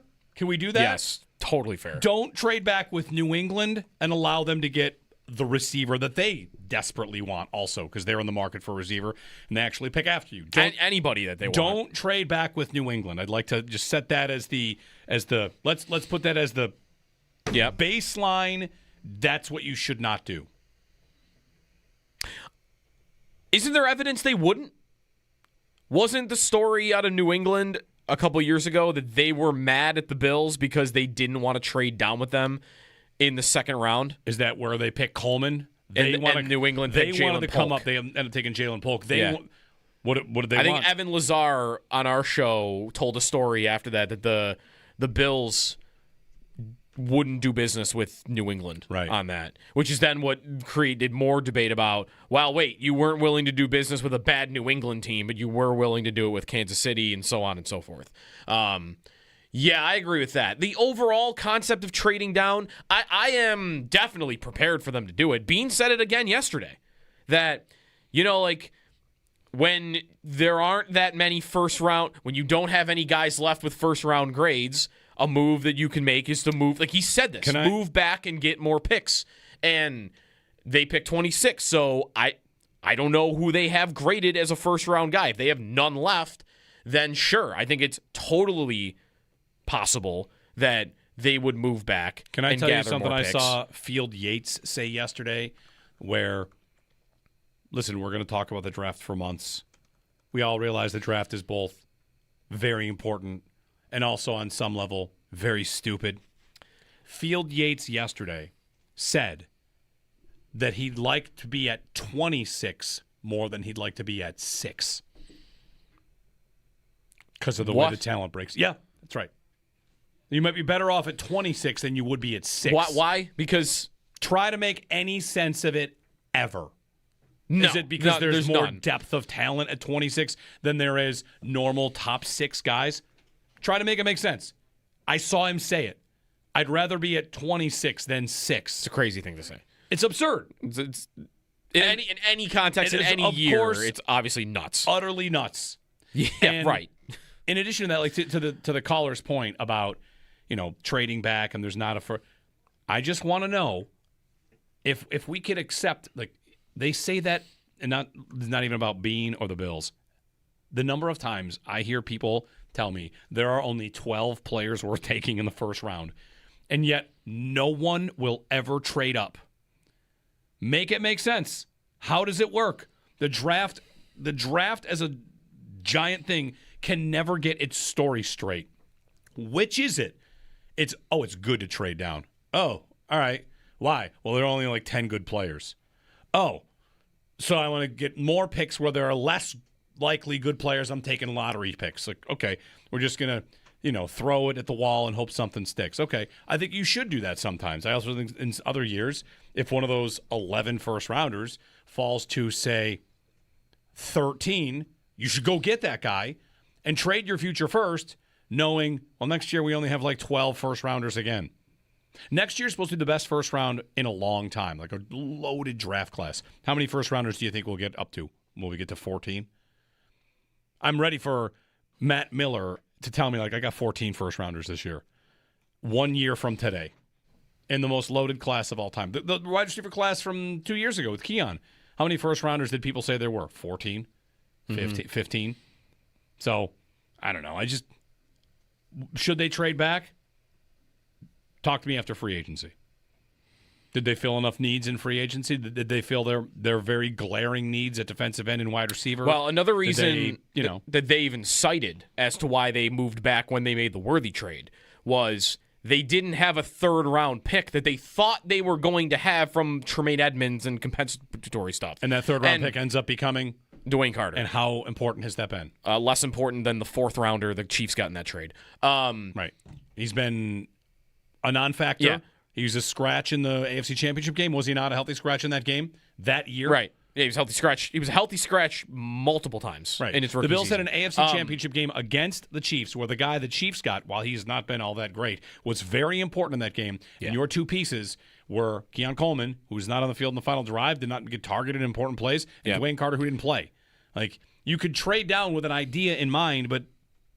the idea of, like, I'm projecting 3 rounds away, I'd like to have a pick in that round. Why? What do you know? Like, you don't know what that round's going to look like right now. I guess that's Field Yates saying, like, maybe there's a good pocket of talent here. But even beyond that, like, this year, they don't have that. They don't have a 6th. Should they want to get into 6th? Right, like... Imagine going into a draft and saying, like, one of my priorities is to get a pick in the 6th round.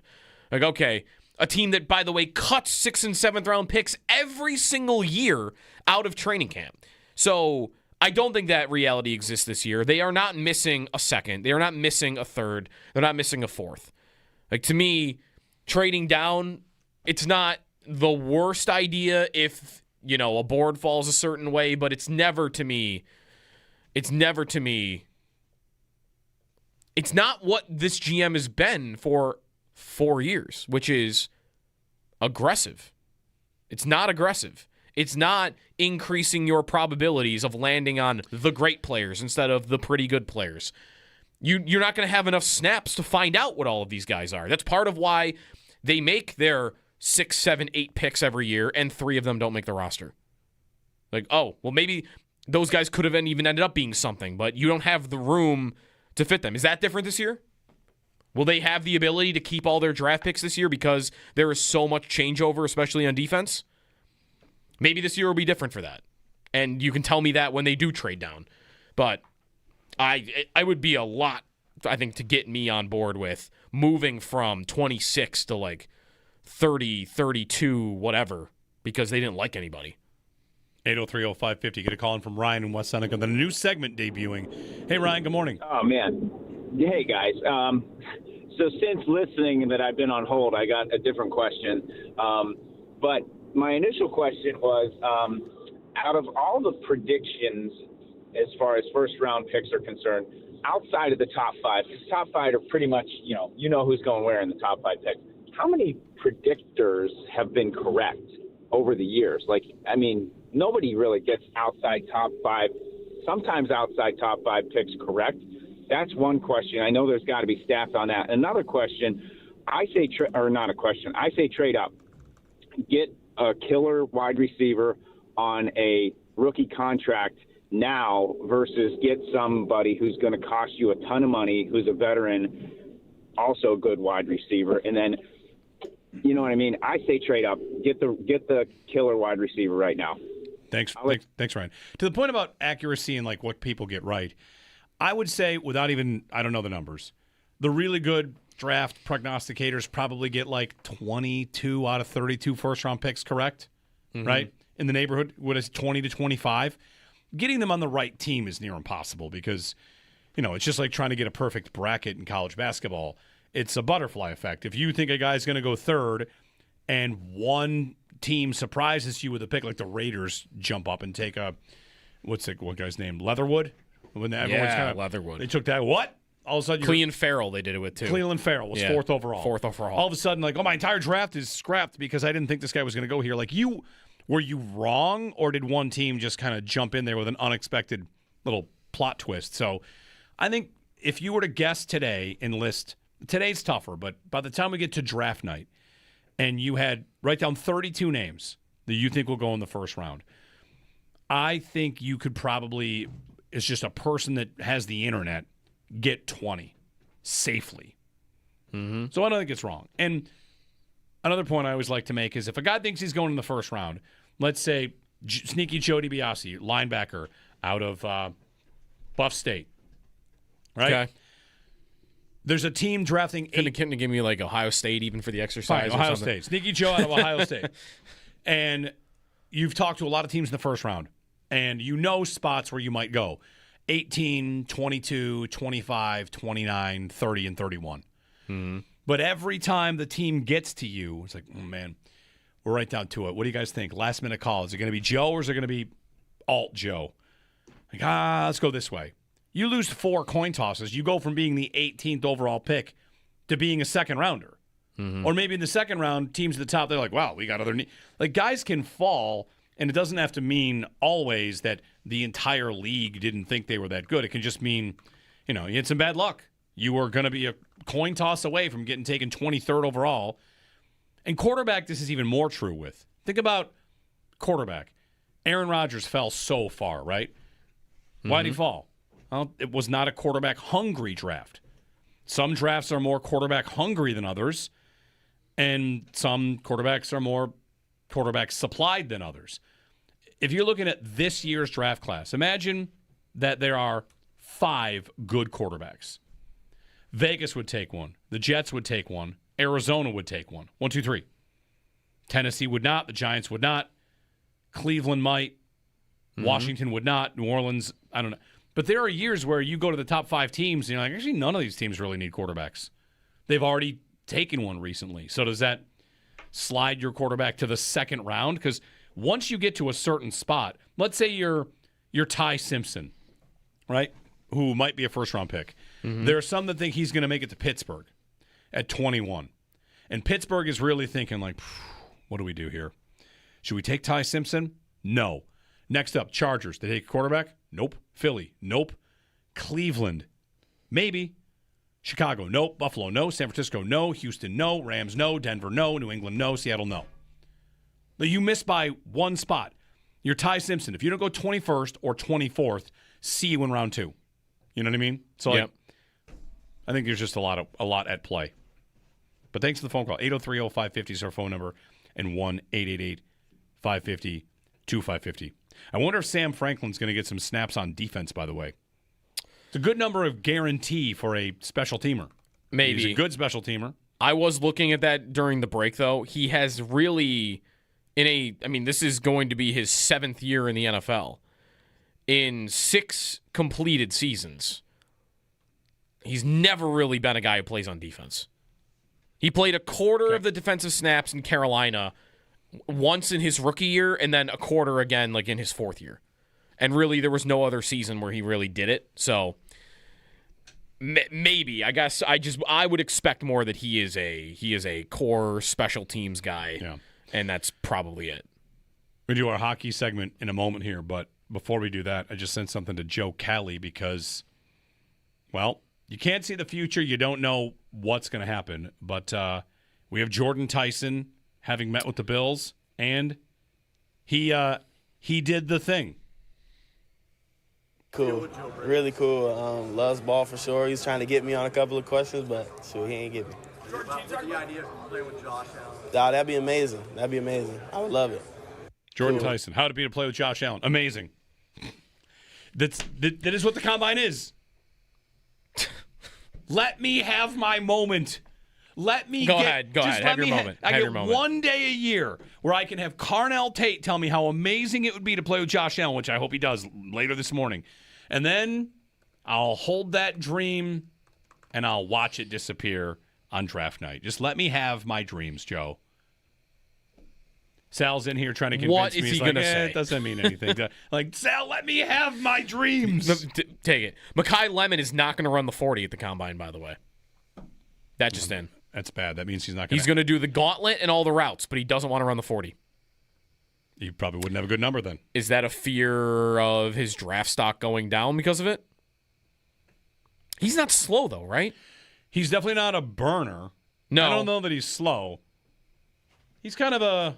I wonder why a guy would decide the day before, or maybe they're just finding out about it the day before, that he's deciding no, I'll do everything but that. I'm not doing the 40. You always have to wonder about comparisons because is Mekhi Lemon's consistent comp that I see is Amon-Ra St. Brown. Yeah. And he's one of those guys that was really good in college and didn't test great, right? So he fell to the 4th round. Right. I mean, not fell. I don't know if he was ever going to be a first-round guy, but I remember him being like a second-round prospect that we even talked about, and he went 4th. Right. He ran a 4.5. And listen, when with Lemon, he's getting a comp to Amon-Ra St. Brown, and when he gets that comp, is it because they both went to USC? How often? It's probably part of it, right? How often is a comp something that he looks a lot like this guy that wore the same uniform? Mm-hmm. Now he's over the middle, tough. Catches the ball, catches really tough catches. Hard to bring down, takes a bunch of hits. Yep. He's 6 foot. So, I don't know. I wonder about him. Would love him for the Bills. He's 5'11", and St. Brown's 6 foot. So, anyway, comps. It's funny. I was looking for another comp that wasn't Amon-Ra St. Brown. You know the other one I found? A USC receiver. It's going to be Jordan Addison. No, but it's Robert Woods. Okay. Who was a USC wide receiver. Right. Yeah, that's funny. You kind of want to get away from that stuff. Anyway. Typically, you draft a USC receiver. It goes pretty well, doesn't it? You know what else They've had some goes good well? ones over the years. Draft some Ohio State receivers definitely number one. And Arizona State wide receivers go really well right now. That's Ayuk. Ted McMillan. Yeah. Right? Okay. Ted McMillan's Arizona. Okay, right. Isn't there another Arizona State guy somewhere? There definitely is. Sun Devil draft picks. Let me find him for you here. I thought there was another really good one. There's another Cam Scanabo, no. Rashad White. Ayuk. Oh, well, N'Keal Harry. Not so great. That's not good. Not so great, no. All right, well. Maybe not. No. Maybe not. 803-0550 is our number. 1-888-550-2550. The Combine. Don't we all love it, folks? I will not watch any of it, though. I couldn't imagine just sitting and watching it. If it's on in the background, fine. But I couldn't sit and watch it. Definitely not. Ty Simpson. He'll be a great example of this, to the last call. We just had on ESPN, Louis Riddick, they're debating, could he go in the top 15? Where is the point where he's in trouble? Because if they don't think you're a franchise quarterback, here's the thing. If you are, let's run through the order. If he makes it by, would Miami think about it? No way, right? Simpson? Yeah. No. I'm at 12. Let's start with the Chiefs, right? No. The 9th pick. Who wants a quarterback? Ty Simpson. Oh, I see. It's trade. Chiefs, no. Bengals, no. Dolphins, I don't think so. Cowboys, no. Rams, no. Ravens, no. Bucks, no. The Jets at 16. The Jets have 3 first-round picks next year to go hunt for a quarterback. Yeah, they don't need to do that They're now. not taking a quarterback here. Detroit, no. Minnesota, not going to do that again. No. Carolina, no. Dallas, no. Pittsburgh, 21. He really Pittsburgh. has for sure. But it's just the point. He has potentially 3 landing spots from the 9th pick to the 32nd pick. Right. That's not the case with a defensive lineman. That's not the case with a wide receiver. That's not the case with a guard. When you're a quarterback, you have really small windows that you got to hit. And if you don't, you're going to fall. So I'd bet him outside the top 15 myself. I'd bet him as a second-round pick. You might get that one team, though, that you don't expect to pick a quarterback to say now's the time to start looking to our next chapter. Sure. Like, I don't expect the Rams to do it, but no way. Does Stafford have 1 year left and they say, we will never be picking 13th again, so we should do this now, get him in the building, and get him ready to start in the second year? But that's the thing. If they're never picking 13th again, what are they going to do? They're going to take a positional player. The Rams are. Because then they're going to go out and, trade 3 picks for Dak. That's still my belief that'd be cool if they did that. All right, 803-0550, our number. We'll get you posted, keep you posted, I should say, on other receivers saying they've met with teams. Jordan Tyson, that'd be amazing to play with Josh Allen. Yes, it would. Hey, coming up next week from 1 to 3, it's going to be Chris Trapasso and Nate Geary filling in for 2 weeks. So, friend of the station, good guy, Chris Trapasso, heck of a golfer. Nate Geary, who's the better golfer? Chris. Definitely. Yeah? Yeah, definitely. I haven't seen Chris golf. He's got to burn Nate. That's pretty good. Nate's got a host with a guy who's a better golfer than him. Wow. Can't imagine what that's like. Although I did say you're better than me recently. I think you are. Did. And I did match you at the simulator last week, so. Yeah. I got new irons coming, so you're in trouble, though. Jeremy and Joe, hockey when we get back. We got a Connor McDavid stat of the day and then a wild weekend-sending hockey segment.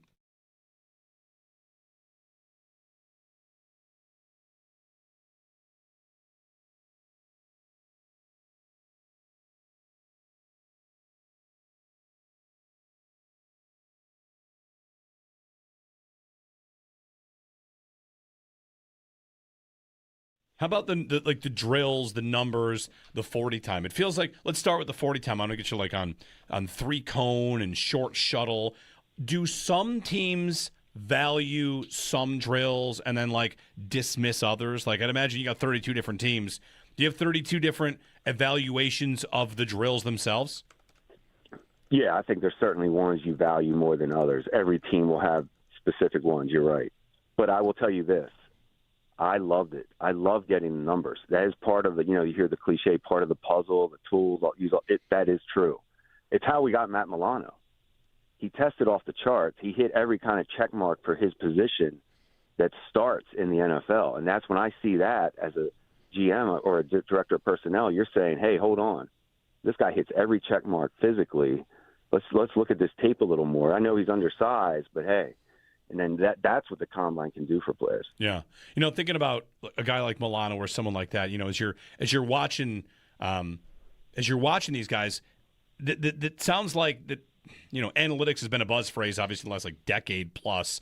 But that's what this is digging into: is body types and hitting benchmarks. And how specific could a team's benchmark be?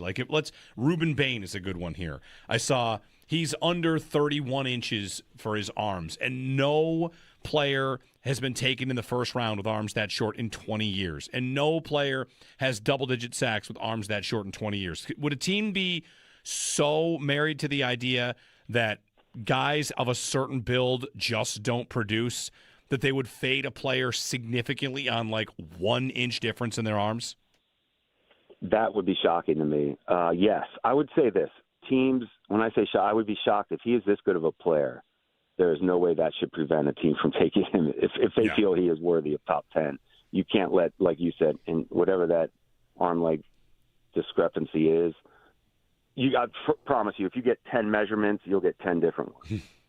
So if you're smart, if you're a scout, you might want to fudge that one and say, hey, I remeasured him. It looks good. We can draft him.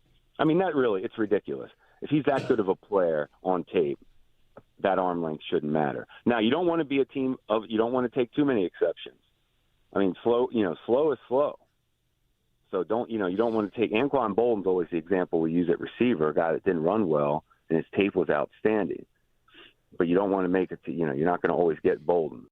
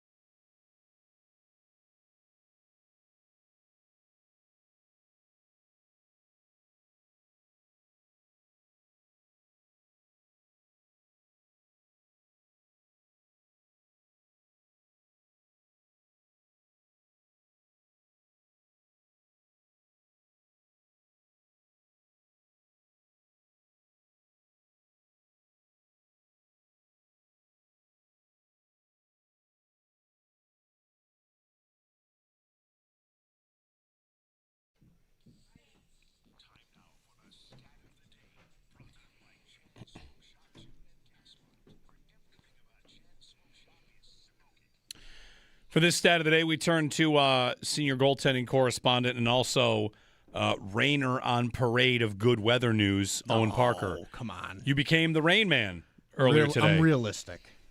It's gonna be nice next week, and Owen's like, yeah, but it's gonna get cold again.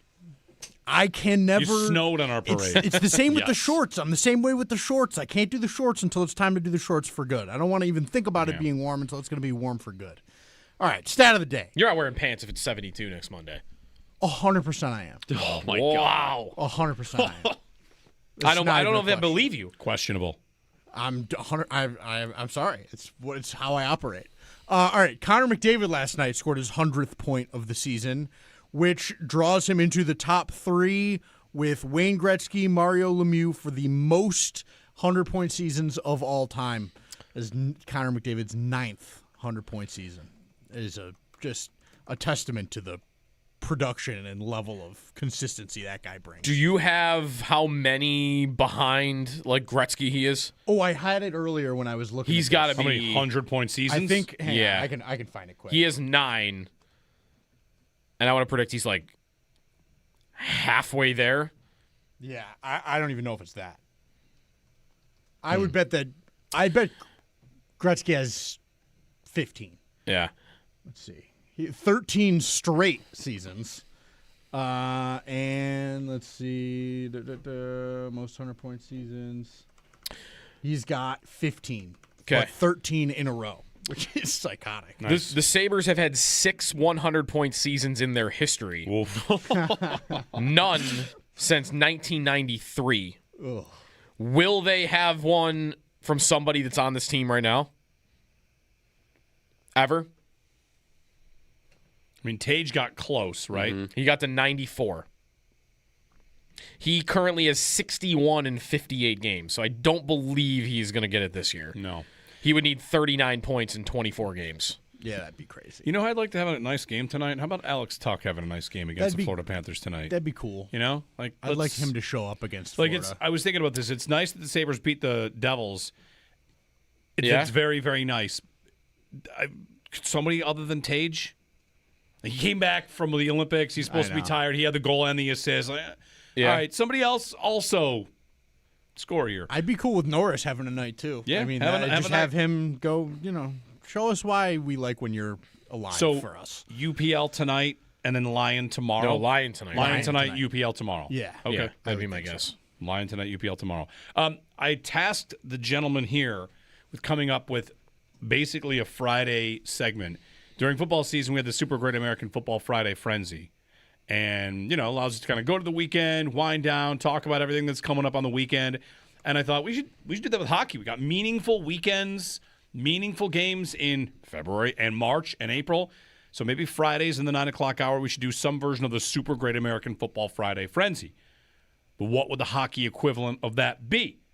And you guys just did it. We did it this morning. We named it. It was kind of an extraordinary thing this morning. It really. We one word and then it just fell together. Okay, that was it. We were looking for our new frenzy. What's the new frenzy right. word? Like what's it going to be? And I looked for synonyms of frenzy, and we landed on hullabaloo. All right. So that's where we started and finished.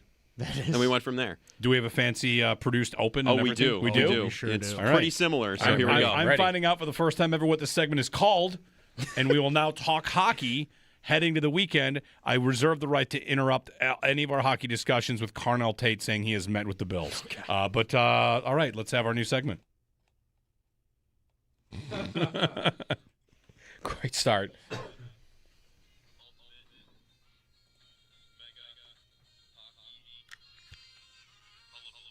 Wow. That's the...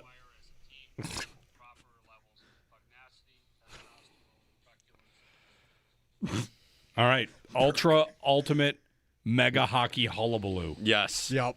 Ultra Ultimate, not Ultimate. So is that Ultra Ultimate. Ultra. We went with the Ultimate. shorter one. Mega Hockey. And we've got the old NBC NHL theme There's underneath us here. every NHL theme in this. Can I really quickly? How'd you feel about the broadcasts during the Olympics?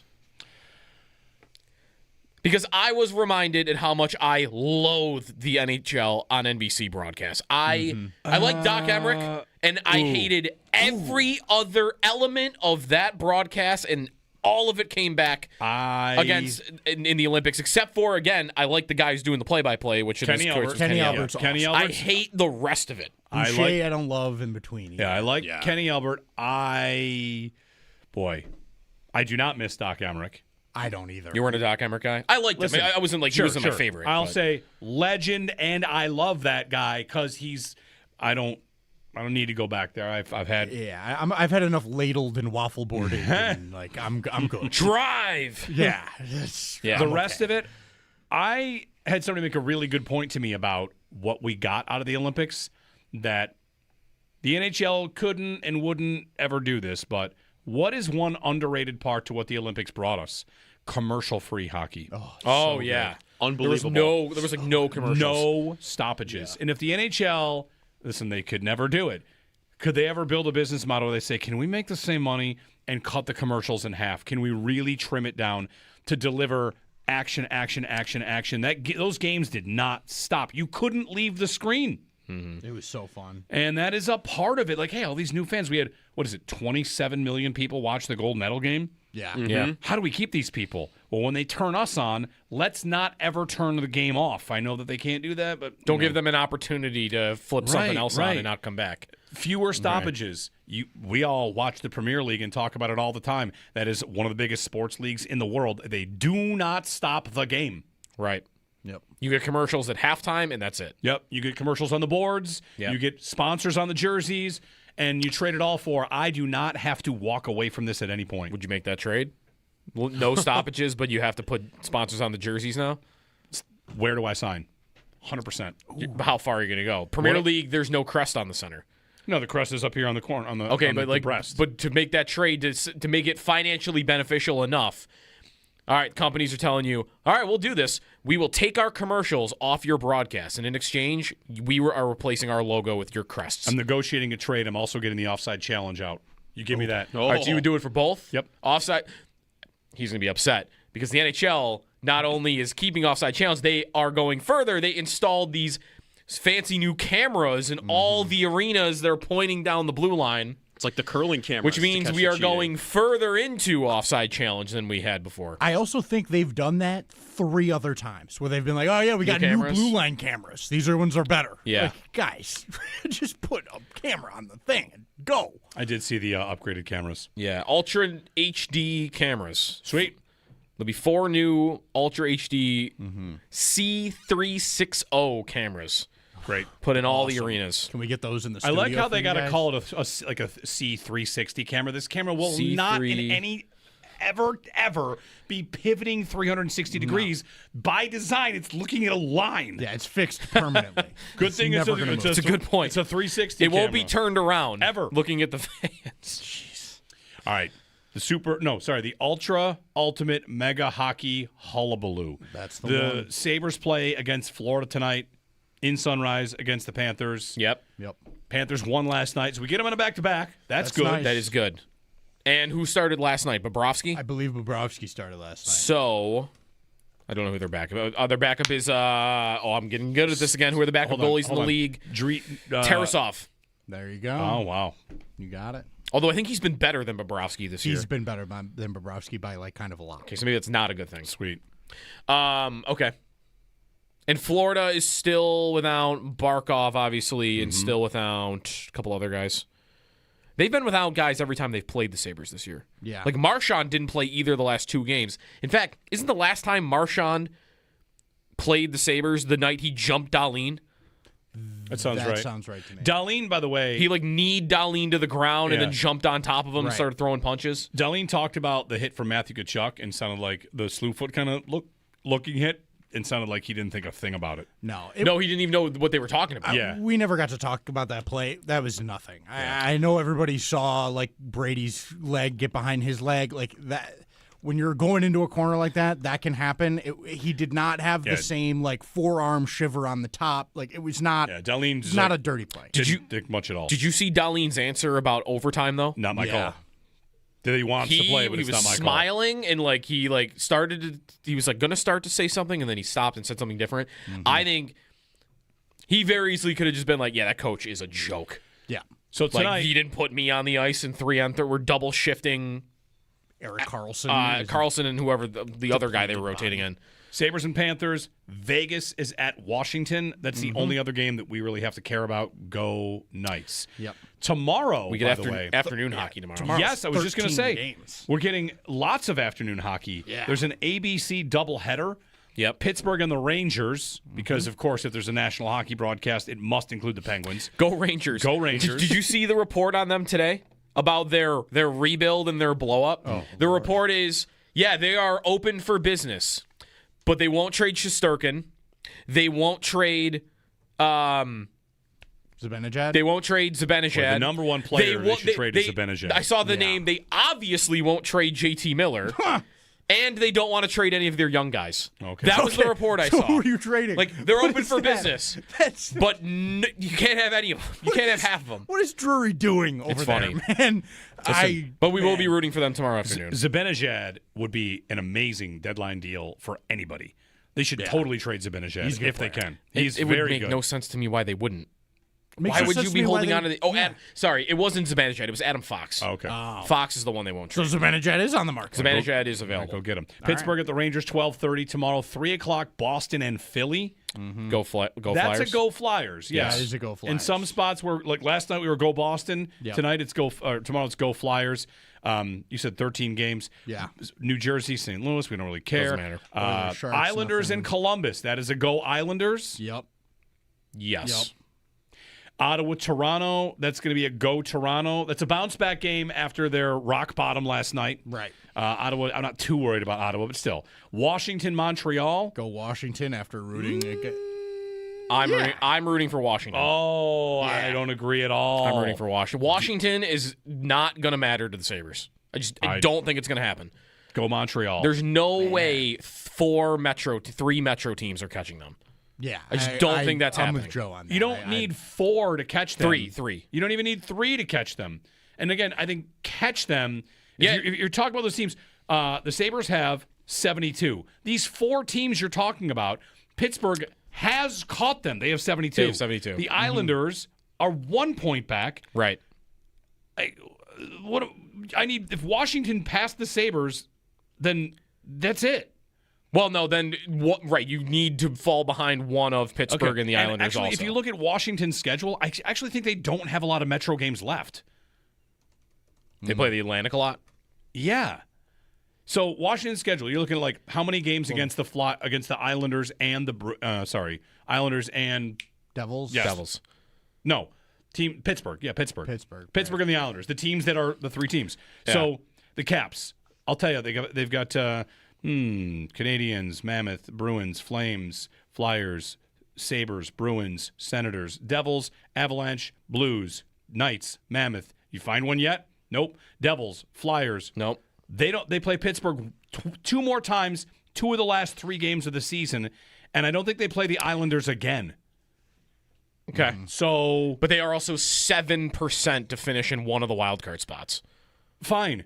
Like I think Pittsburgh's going to fall back with Crosby out too. Like I don't think any of those teams are good. If you get Montreal to drop out, you get into the top 3 spot, and you're not worried about those Metro teams even a little bit. That's true. That's true. You Right, eliminate that's true. that from your consideration. I want get as high as I can in the division. That is the priority. Detroit That gives you release from worrying about Wild anybody card. in the That's- Metro. that's fair. Okay. You're in a better spot in your division. You get a better everything to me is get as high as you can in the division. Detroit, Carolina, that's going to be a go Carolina. Yes. Yeah. And then I believe that does it for That's Saturday. it for the East on Saturday. Sunday, we're back to again. Stop me if you've heard this before. There's a Sunday national broadcast, 1 p.m. Who's in it? Pittsburgh. You can't have a national game without the Penguins. Nope. Vegas at Pittsburgh. That's a go Vegas. Go Vegas. Yep. Also on Sunday, Panthers, Islanders. yes, go Panthers. Panthers there. Go Panthers. And the Sabres' next game after that is going to be Tuesday Vegas. against Vegas. And hey, if that was all too confusing for you, just follow me on Twitter. I'm going to post all of it every day, every morning. So Very you good. can find it there. We are 1 week out from the trade deadline. 1 week from today. Yep. How about a hot? There was the Tyler Myers thing from Wednesday night that he was pulled out of the lineup because he was about to be traded. He has not been traded, but the report yesterday was that it's Detroit. Like the Red Wings are the team that are. Dallas is in on it too. And Dallas is in on it, right. Uh-oh. But Buffalo was not mentioned. No. Paul likes the idea. For Myers to come back? Yep.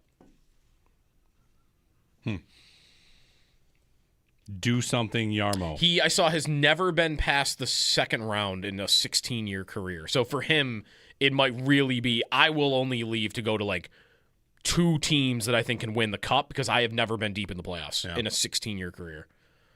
803-0550 and 1-888-550-2550. That's our number if you need it. You probably don't need it. Sal's going to pop in here for a moment. Extendo Sports and the Northtown Automotive Extra Point Show on WGR.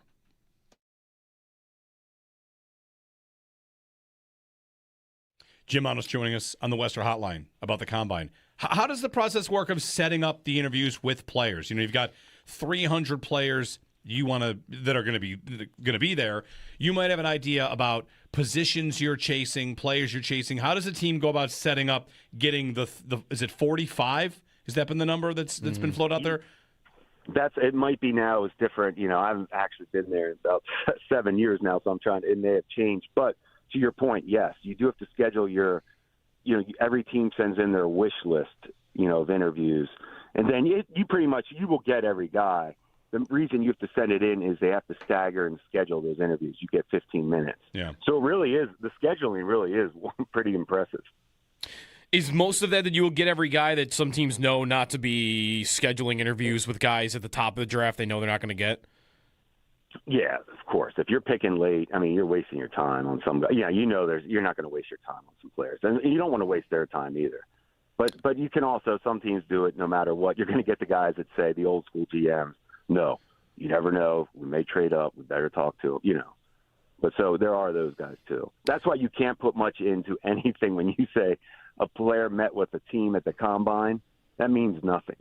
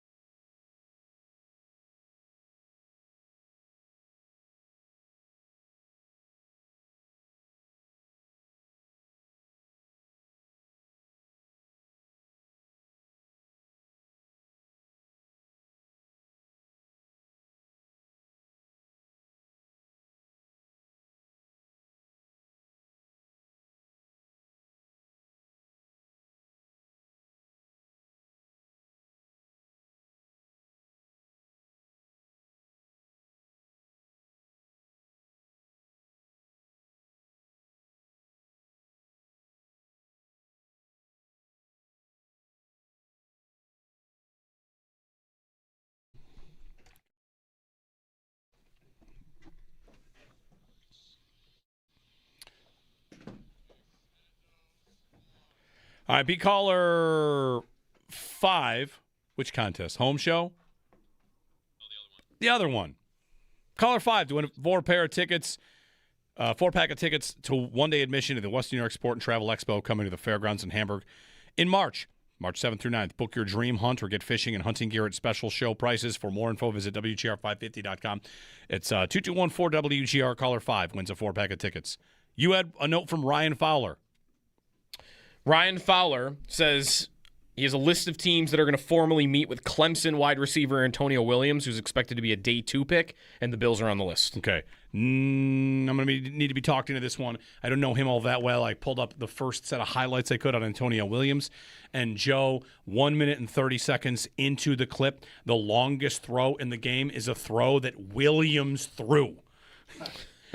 He threw a touchdown. Oh, okay. It was an trick play. It was an orbit motion to him, and then he threw a touchdown. Everything I see from this guy is short yard. He looks like Shakir. He's doing Shakir stuff. So Antonio Williams, not a field stretcher by any stretch. Tough player, and a lot of the reviews here are like he sauces up some routes. He is not pressed often. He is not a tight turner in routes. He lacks top end speed, average burst. Like, this is not a player I would think would be a top of my list, I guess is what we'll say.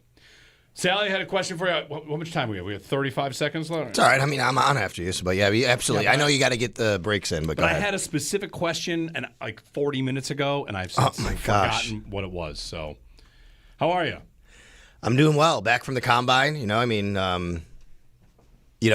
Got a lot of info from Joe Brady and Brandon Beane, but it was more of a bare bones type of deal this year where.